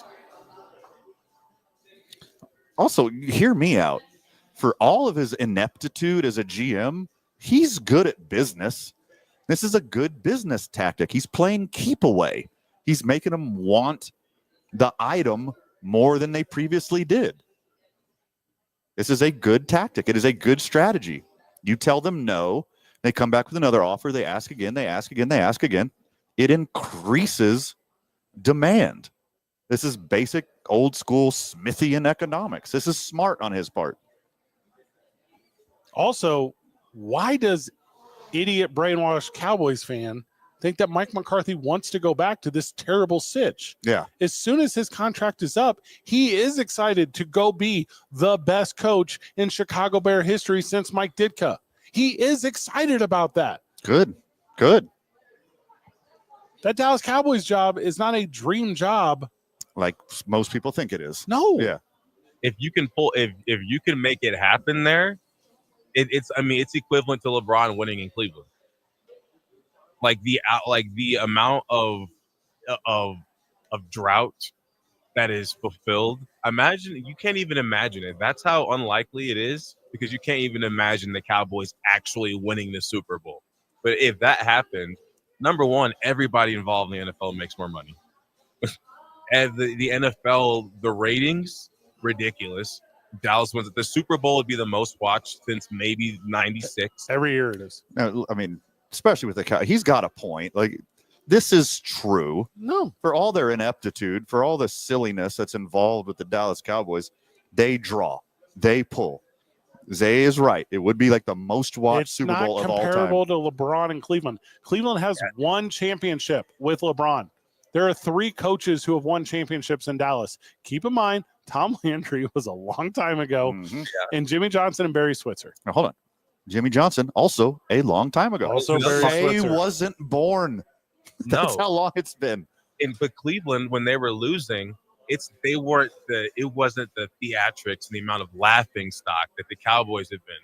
The Cowboys every year, everyone's watching them, and it's just a big question mark of when are they going to not do it? Even in their best years, it's like, yeah, but they're still going to fail, and they always have. The better example of the LeBron in Cleveland is Tom Brady to the Buccaneers. That's the better example of that thing. But Tom Brady had just won all of them. Yeah, all of the Super Bowls. Yeah, but Tampa never won one. 30 years might as well be the same as Cleveland having never won a championship. No, it's different. That's very different. Because for you, no, for not you, for me. I wasn't born yet. That's the point I'm trying to get to. But that's still a thing in Cowboys lexicon. Because and again, it's idiots think that they're going to win again. It's the most unfootball oriented football organization that there is. They're the best brand. They're the best business. They're the worst football.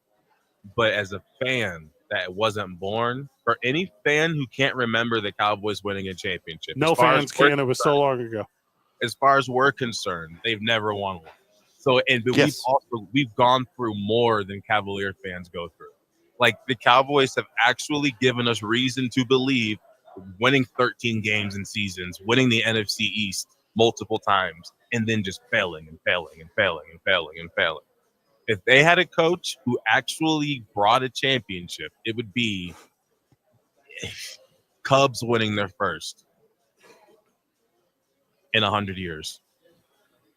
Okay. Again, I get the gist of it. I get also, that's how much it means to you. But 100 years is different than 25. I guess almost 30. Almost 30, actually. Also, Seabass is back. Oh, I'm excited to have him. I'm going to say this first though. Whenever Joe Madden was with the Cubs, it's not like he came from being a loser before them. The Dallas Cowboys are not going to get a never won before thing to make them a winner. They're going to have to get someone who's already done it. It'd be even bigger than a team that just hasn't done it, because think of all the pressure that goes on with them not winning. Like, it's not just a regular team not winning a Super Bowl. Like, they're the biggest laughing stock, even if they win 13 games. Like, people just move the goalposts always. All right, they're not going to do it next week. They're not going to do it next month.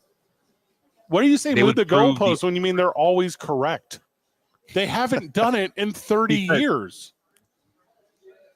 Exactly. So people can sit back and say they could win 13 games, but they'll say, but they won't win the Super Bowl. So until they win a Super Bowl, the haters, there's just this big built up. Why did you say haters? You meant factualers. But people that love to point it out are considered haters. Seabass is also live on. Now, Seabass, welcome to the program, friend of the show. What gas station do you manage, and is Van ready for this? Hey, big fans of you guys. I don't want to sidetrack things. I just wanted to call. I want this message for Van here. Yes. And he may be the only one that understands. I think Zay is maybe too young to get the reference, and apparently Fred doesn't like to rewatch any movies, even if they're good. That's correct. And you might recognize me as Cam Neely. I make the appearance in Dumb and Dumber. I mean, Lloyd Christmas in the bathroom at 2:15 a.m. Yes. Okay, now I get it. Yeah, my guy. An idiot me only knows Cam Neely from the Boston Bruins. Right. Oh. I feel Come on, man. My biggest role was in that movie, but you don't rewatch movies. Oh, that's so sweet. Now you know what I'm about to do? Rewatch Dumb and Dumber. Put it on the list. All right. There's north of Denver. Just meet at the Buc-ee's. We'll get you the top management. Pays $250K. You get a 401k package. Oh, man. You get paid benefits. It's a great deal. All right. Fred, congratulations. This is a really good show.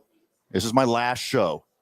me and Seabass got plans. I just looked up the... I love you guys doing your thing, man. I love listening. Good call. Cheers, brother. Appreciate you. I just looked up the IMDb for Dumb and Dumber. Yeah. And underneath the Cam Neely role, it simply says Seabass. Yeah, for sure. That's so sweet. You don't remember this reference? No, I do now. Okay. Yes. Yeah.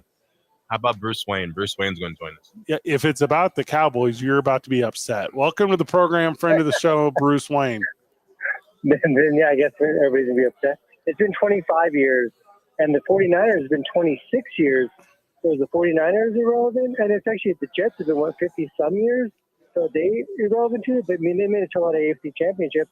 But I think because the Cowboys are so polarizing, there's a negative stigma associated with them because the fans are a little bit more boisterous and arrogant. But there's been plenty. I mean, the Lions have never even been to the Super Bowl. Yeah. But now they're talking about how they're the one of the best teams out there. So you're only good as your last season for anybody, right? I mean, the Eagles, they only won one Super Bowl, and it took them their whole entire franchise to finally win one like 5-6 years ago. But are they irrelevant because they haven't won as many Super Bowls as the Cowboys? It's always going to be a negative stigma associated with them. They still win more than most teams have even been to. So I think that you're going to have to question everybody and every single team with the same scrutiny as you do with the Cowboys if you're going to put the Cowboys at this negative stigma associated with them. If you hate them, that's fine. You can totally hate them. There's nothing wrong with that. But if you're going to scrutinize them, don't be like a liberal and be hypocritical and bash on Trump and do the exact same thing. You got to initially be, if you're going to be that way, be that for every single team, because the 49ers still haven't won it longer than the Cowboys haven't won one. But I do think it's going to be big if the Cowboys win. I don't see it winning. I mean, Jerry Jones had Super Bowl champion 2 years in a row and fired him the year after. So you're not going to have him when him running the helm, because if you do, that's going to be in itself an amazing. But you're not going to have him with him meddling way too much. But all I'm saying is that if you're going to scrutinize him, be fair and scrutinize everybody the same. You can hate him all you want, love him or hate him. You can't talk about the NFL without talking about the Cowboys. But that's just my take, man. You guys have a good weekend. Great call, Wayne. Also, here's the thing, Wayne. You're exactly correct. You put forth experience and intelligence and knowledge and reason into your call, into your take. And let me remind you, that's not what we do on this program. Hold on. That's not what we that do is on this not program. What Bruce Wayne just did. We are anti-Cowboys. We are the conductors of the hype train. Choo-choo. It's Super Bowl or nothing for them, because that's the way they treat themselves. You just got not us. You just got caught up in a good edit from Bruce Wayne, because he is only a 49ers hater. He all of a sudden is forgetting about 47, and he's forgetting about 54, because the 49ers have been to multiple Super Bowls. Yeah. Now, are they always victorious? No. I keep losing to the Chiefs. It's tough. Yeah. The Chiefs are there. Like, what are you supposed to do? Yeah. I believe it was the Ravens. They got to beat a really good Chiefs team and the referees. Like, that's hard for the Niners to do. The 2012 Super Bowl, they lost to the Ravens, and then the 2019, they lost to the Chiefs. That's what I'm saying. They're at least 2 times better than the Cowboys, at least. This year. Since like Wayne said, like, I've been hearing people talk about the Lions as like potential Super Bowl contenders for the past few years, and yes, they've turned out to be right. But the Lions were getting that respect, and they hadn't done anything. Like, the Eagles have been getting that respect. I guess they have won one pretty recent, but they went to one 2 years ago. Yeah, that's a good point. But for Dallas, they could even get there, and no one would care that they got there. It would say, "Oh, you still choked." Vegas would care because they're about to make a ton of money off idiots. Gosh, a coach winning a Super Bowl in Dallas right now has got to be the biggest accomplishment amongst any coaching job in American sports. If there's nothing that a coach could pull off that would be bigger than taking the Cowboys to win a Super Bowl. I mean, if you're talking about expectations, if you're talking about pressure, sure, yes. I mostly agree with you. But there's poverty franchises in the NFL that don't even have a single chance of sniffing the playoffs year after year after year. It'd be more impressive with one of those losers, not the Cowboys, who are the richest franchise in all of sports and should do it every year. They usually have good rosters. You see the coach to pull it off, but this year the roster's bad. And Jerry right now is, if they re-sign Mike McCarthy, it's not happening. There'll be too many penalties. So if you've learned anything from this NFL season with Josh Jacobs or Derrick Henry or Saquon Barkley, you add a top shelf running back, you play good defense, you're a Super Bowl contender, draft Ashton Genty, play better defense. See you next year, boys. I don't concern myself with hypotheticals that couldn't be. That's why we don't talk about this one. Like, if aliens came to Earth, could Earth resist? Again. Does the Earth go hard? That's all I'm trying to get to. Not enough to have them aliens come back. Twice. Wordplay. Yeah. Sure. Yeah. Who do you think dropped off Victor Wembanyama? Oh gosh. Whatever happened to that story over there in Jersey? I haven't heard anything about it. Did you ever figure out what those drones were? They're like aliens came to invade the nation. Like, would the nation really be able to even mess with them? Like, do we have that type of weaponry to mess with their ships? I told you the second it happened, it was a military experiment. No, if aliens showed up and they thought we couldn't go hard, they would just walk up to us, laughing at us, blasting at us. Like, it's not like that. Earth go hard, dude. I guess we couldn't shoot them down because it's over civilization. So it's like, all right, normally we could just take these out, but they're over buildings. Dog, if aliens come here and they're disintegrating and they're assimilating, like, I get it, like, we're done for sure, but they can't because the Earth goes hard. Yeah, as long as they did it the right way. They didn't just cross the ozone layer without getting the proper paperwork. You know what I'm trying to do to aliens if they show up here? You know what I'm trying to I'm trying to get them to respond more than JJ Redick responds. Like, I want to get their heart rate up. Okay. Earth goes hard, dude. Yeah. Be on my team about this. They were going to come hang out with us until like the year 2000, and they saw Independence Day. They don't want to deal with Will Smith. I don't concern myself with hypotheticals that couldn't be. It's 2 men on 95.9 FM and AM 610. The Sports Animal.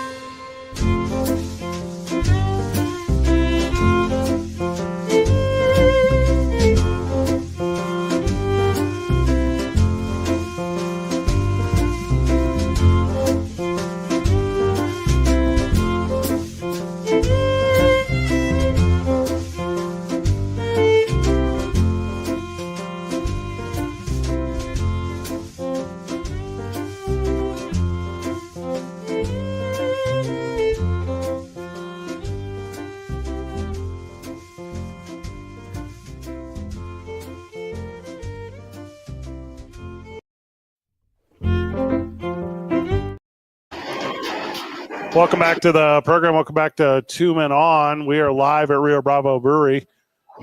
We shout out to our new friend of the show, Retson. He seems very nice. Came up to us during the break, had a fun conversation. Van returning to us. Van, welcome back. Hey, how's it going? Good.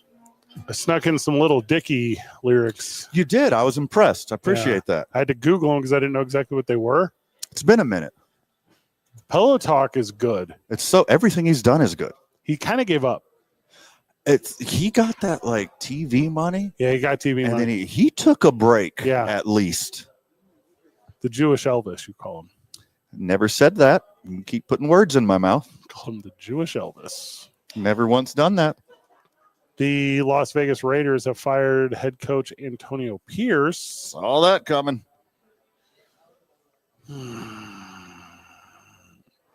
What kind of season was it for him? Tough. It was a tough one. I mean, the AFC West is no NFC North, but it's probably the second best division in all of football. Didn't he do a press You got to set these guys up for success. This is a GM thing, not a coach thing. The Raiders are outmatched. God. Hey, Van Nunley, everyone, showing his lack of intelligence when it comes to anything business related. Tom Brady has spoken. That's the only factor here.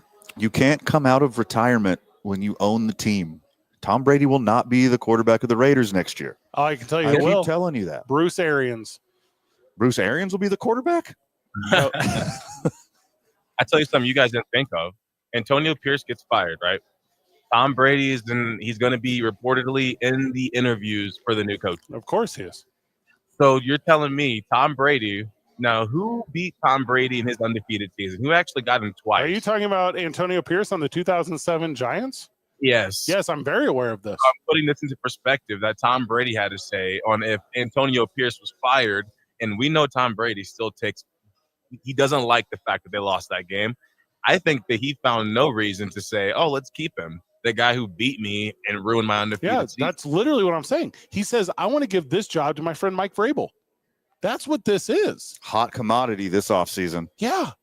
Do you want to be the coach of your old team, the Patriots, or do you want to be the coach of the team that your former quarterback owns, who threw you way too many touchdowns for whatever reason? Yeah. Hey, Mike Vrabel, I love you as much as I hate Antonio Pierce.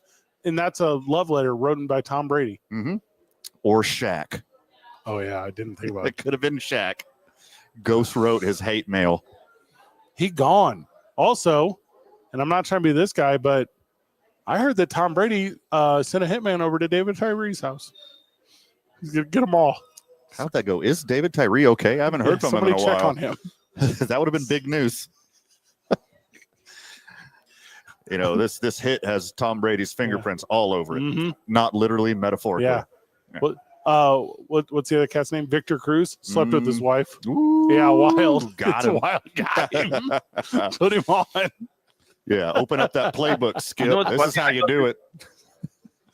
What's that? There's definitely some NFL players that went about getting his revenge that way. Like, I can't live with this. I got to go and figure out who his ex-wife is or something and hit her up. That definitely happens in the NFL circle. Oh, 100%. You don't know this, but Tom Brady paid the way for Brandon Jacobs and he to both travel to Kumite and fist fight. Oh, my goodness. Yeah, it was wild. It went very bad. And Tom Brady right now is the last person who feels sorry for a guy. Do you two idiots think that Plexico Burress's gun shot himself? Or do you think Tom Brady has been on this revenge tour? No, this is cowardice. This is cowardice by Tom Brady. Quit picking on a tiny wide receiver. Yeah. Go with who really beat you. Michael Strahan and UCU Manura. Hey. Yeah, punch up. What Tom Brady did through his people to Jeremy Shockey ruined his life. Made him try drugs? Like what he did? Really affordable drugs. David Deal quit football and played outfield for the Isotopes for a while. That's a different person. I keep telling you that, Fred. Those are two different people. Oh, gosh. I can't come up with any more names of anyone on the 2007 Giants. Would you put it past Tom Brady to go after Bill Belichick? Why not? all that beef in between them was fake. None of that was real. None of that was real. That was imposed by people like us talking bleep for a living. Never real. Never. They were besties. They were coworkers who had victory in mind, and they would stop at no cost to hoist that trophy. They were dear friends. If he really wanted to be the coach, he would come back with open arms. He would leave Chapel Hill and go running to Las Vegas and Tom Brady. This one's going to seem like a stretch. Just give the job to his kid. It's going to seem like a stretch, but it's not, okay? Tom Brady has secretly, this is correct, on the sides, been working one-on-one with Quinn Ewers to keep that Manning on the bench in Texas to spite Eli. He's keeping Arch Manning on the bench by mentoring Star Wars style Quinn Ewers to success. No, there's layers to this. Okay. You're getting towards it, but you're wrong. All right. What he's doing is he's tanking the franchise that he just bought into so he can take Arch Manning next year. He doesn't want Quinn Ewers. No one wants Quinn Ewers. Yep. He's going to be a good backup quarterback in the NFL. All right. Nobody wants Quinn Ewers as their franchise quarterback. No. He's looking forward. Now, how delicious would that be? To be his new daddy. Yeah. I'm your real dad now. Yeah, I've been Arch. your dad this whole time. You thought you were a good quarterback under the tutelage of Eli and Peyton. Welcome to the Brady family. Yeah. Also, you have to legally change your name. To Quinn Ewers. Nope. Oh. To the last name, definitely. First name, maybe, too. Yeah. And add a junior at the end. Your name is... You're now Tom Brady Jr. You're Arch Brady. Yeah. The place extra point holder. Sounds like the photographer for Clark Kent. Yeah. You are you're not good enough. That part got lost. It kind of fell apart there, but you see where I got you. Yeah. Yeah, for sure. So congratulations, Mike Vrabel. This is the best pass that Tom Brady's ever given him. Sure. You just got to tank one more year, and you get rid of a competent coach that the locker room loved, Antonio Pierce. Yep. Get a bunch of, and you put in a patsy like Jared Mayo, who's his personal Jared Mayo. You have him play as awful as possible with a rookie incompetent coach, and then you tank even harder. You get Arch Manning. Change his last name to Brady. The rest is history. Now, this is actually a win-win. And you break your own Super Bowl record with your son. Now, we went kind of hard on Cowboys fan last segment, so I want to apologize for a second because I have a win-win scenario for the Raiders, Tom Brady, and the Dallas Cowboys. Okay. So after next year, the Raiders have a terrible season. They're drafting in the top 5, okay? Correct. Terrible season. No, they will. Okay. No, they will. It's without a doubt. Without a doubt. Yeah. But the number 1 draft pick is the Dallas Cowboys. Oh. Because of how bad they are. Nah, they're going to be right around 500 again. Ah, dang it. Yeah. I was going to say, because they could trade Max Crosby to the Cowboys, get the first overall pick. Sure. And then have Arch Brady come in, be their quarterback in this entire arc. And you get to replace the recently left Micah Parsons with Max Crosby. In this scenario. I'm into this. I like this. I'm feeling this. But if Dallas somehow has a way worse season than they expect and ends up with the number 1 overall pick, you don't think they're drafting a Manning? You don't think they're drafting the quarterback of the Texas Longhorns? That's the most perfect fit in the history of the NFL. Ever? I prefer the scenario where Arch Manning goes to Vegas, disavows his whole family, Aaron Rodgers style, changes his last name, and becomes the greatest quarterback in the history of the NFL. Either Tom or Arch Brady Jr. Did John Gruden draw this on the whiteboard? The very, very whiteboard? Yes. Antonio Pierce, he gone. Congratulations to Mike Vrabel and Tom Brady on their new endeavor as Raiders. Match made in heaven. 2 men on. Live from Rio Bravo Brewery. We only have 1 segment left. Is this correct? Correct. Because it's 6:45. We're going to Auburn in Texas. 6:43:50 to be exact. So we'd be off at 6:44:50. Okay. Yes, Auburn, Texas after basketball. Number 2 in the country, Auburn. Travels to Austin, Texas. Probably. I think so. 95.9 FM and AM 610, the sports animal.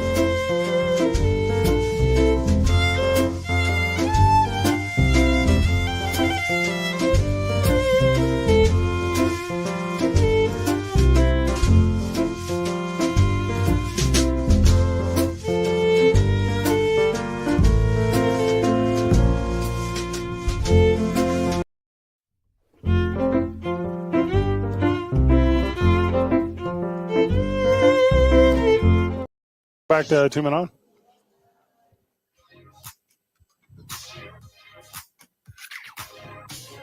We're at Rio Bravo Brewery. It's a Taco Tuesday. A lot going on in the world of sports, including a fun college basketball matchup, which will be here on this station in just a handful of minutes. Thank you for spending the day with us. We appreciate you. Had a lot of fun with it out there. We kind of hit on all the big stories.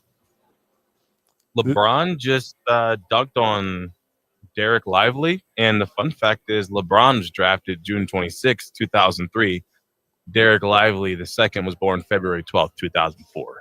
Now, hold on. February 12th, that's my birthday. Also, the guy that plays for the Ravens, like he's hooping? No, Derek Lively II. He's a center for the Mavericks. Ricky Pearsall forgives the teen who shot him after he did a sweet touchdown celebration. Is that how you show forgiveness? Is by... Well, he didn't forgive him until after he did the touchdown celebration. So then he forgave him. Yeah. I mean, I got a sweet touchdown dance. Also, is that his first touchdown? No, he had 3 on the year. That's off the top of my head. I feel like that's close. Ricky Pearsall is a far better man than I will ever be. First of all, handling that entire situation when someone's trying to grab your chains, but then having that forgiveness aspect. Yeah, it's a big deal. There's and he got a sweet sleeve tattoo as well. Is that a fact? We got it during his recovery time because you couldn't get a sleeve tattoo while working out in football and stuff. Sure, that makes sense. You and I should get matching tattoos. No, we shouldn't. Why are you saying that? We should not. What we would, of any two people, I'm the longest relationship you've ever had. With another man? Close. Pretty close. Yeah. Also, I have 0 tattoos. I've given you more good years of my life. This is a blank canvas that is going to stay blank. My body is a temple, and there is no graffiti on this temple. Ricky Pearsall didn't know he could forgive this man until very recently. You don't know for all this to be true. I'm telling you right now, you can afford not just the real estate, but the mental, the emotional, and, often with the way you and I believe in the universe, spiritual support it would provide to me if you just gave a small slither of your body to internalizing our friendship through tattoo. Internalizing it? I think that's tattoos are external. Last time I checked. Yeah, you become a billboard of love and support. 1, 2, 3, not it. You're up, Zay. Zay? Zay, you're tatted up, aren't you? You got a couple. I got a few. I got 3 on my left arm, but I need to get more on my right one to balance out. Yeah, either that or my forearm. That's why you walk like that? Because you got so many tattoos on your left arm. What you could do on your right arm is you get a tattoo that's the plus sign and then the number 1. And you know how we invite you to things all the time as a +1, but you show up late? Mm-hmm. So on the list where it says +1, you just show them your arm. Yeah. And then they're like, oh, you're okay, you're +1. You know what I've really been thinking about doing? I thought about getting my, Don't say Cowboys. Don't say Cowboys. No. He's already got 4 of those. I'm scared to put them up in my apartment. So when I would get off the school bus to go home, I'd always have to walk up the street, and then I would get to my house, and I'd always see the same little angle of my front yard before I'd get home. I thought about getting a nice little picture of my front yard and getting that tatted on. That weird? Of your home, like your childhood home? Yeah, my childhood house. My childhood home. That weird? I'm going to go ahead and say wholeheartedly, that's a adorable idea. Yeah, it's adorable. That is super cute, Zay. Now you get out of school, you're walking home like, all right, the day's over, and I'd see the same little image every day. Now, what is your childhood home? Is it like are we talking like a quarter acre, like a little front yard, a fence, a thing, or are we talking like projects? No, it's not projects. Definitely not projects. It was a decent sized house. It was 3 bedrooms. I don't know how many square foot. Okay, well, I'm talking the external. I'm talking the picture. I don't care about. Yeah, don't tell me what your 1.5 house. Yeah, no. So you come into the front yard. There was a nice tree, cool little front yard. I had a huge driveway and a basketball hoop. Now that tree is going to eventually that tree's going to die.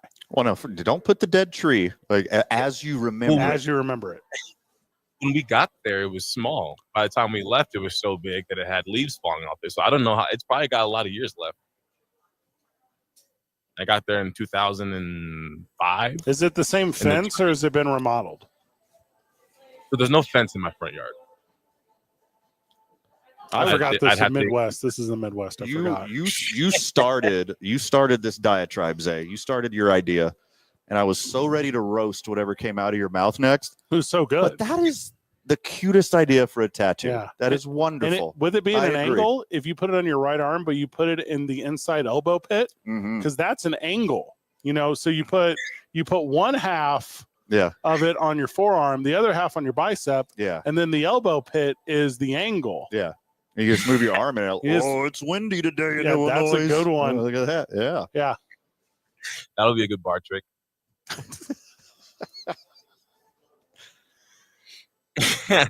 Put your arm make around, my tattoo move. Put your arm around someone. Welcome home. Like you do. Like it's like a whole thing. I love it. I love that one. I thought you were gonna say some sports for sure. For sure. I'd licked my lips. Like a picture of Tony Romo holding a place kick that says laces out, something like that. Now hear me out, guys. I'm gonna get Tony Romo's number and Kobe Bryant's number combined, and I'm gonna get them real big on my back. No, God, I would have gone crazy. 49. Full back tattoo of Jerry Jones, just his face. But if you get in Tyreek, I'll do it. But it's the picture of him in Arkansas in 1954, just rooting his rear end off. Isaiah back at the station. I'm gonna get that tattoo this year. We got a lot of days, so yeah, cool. Yes.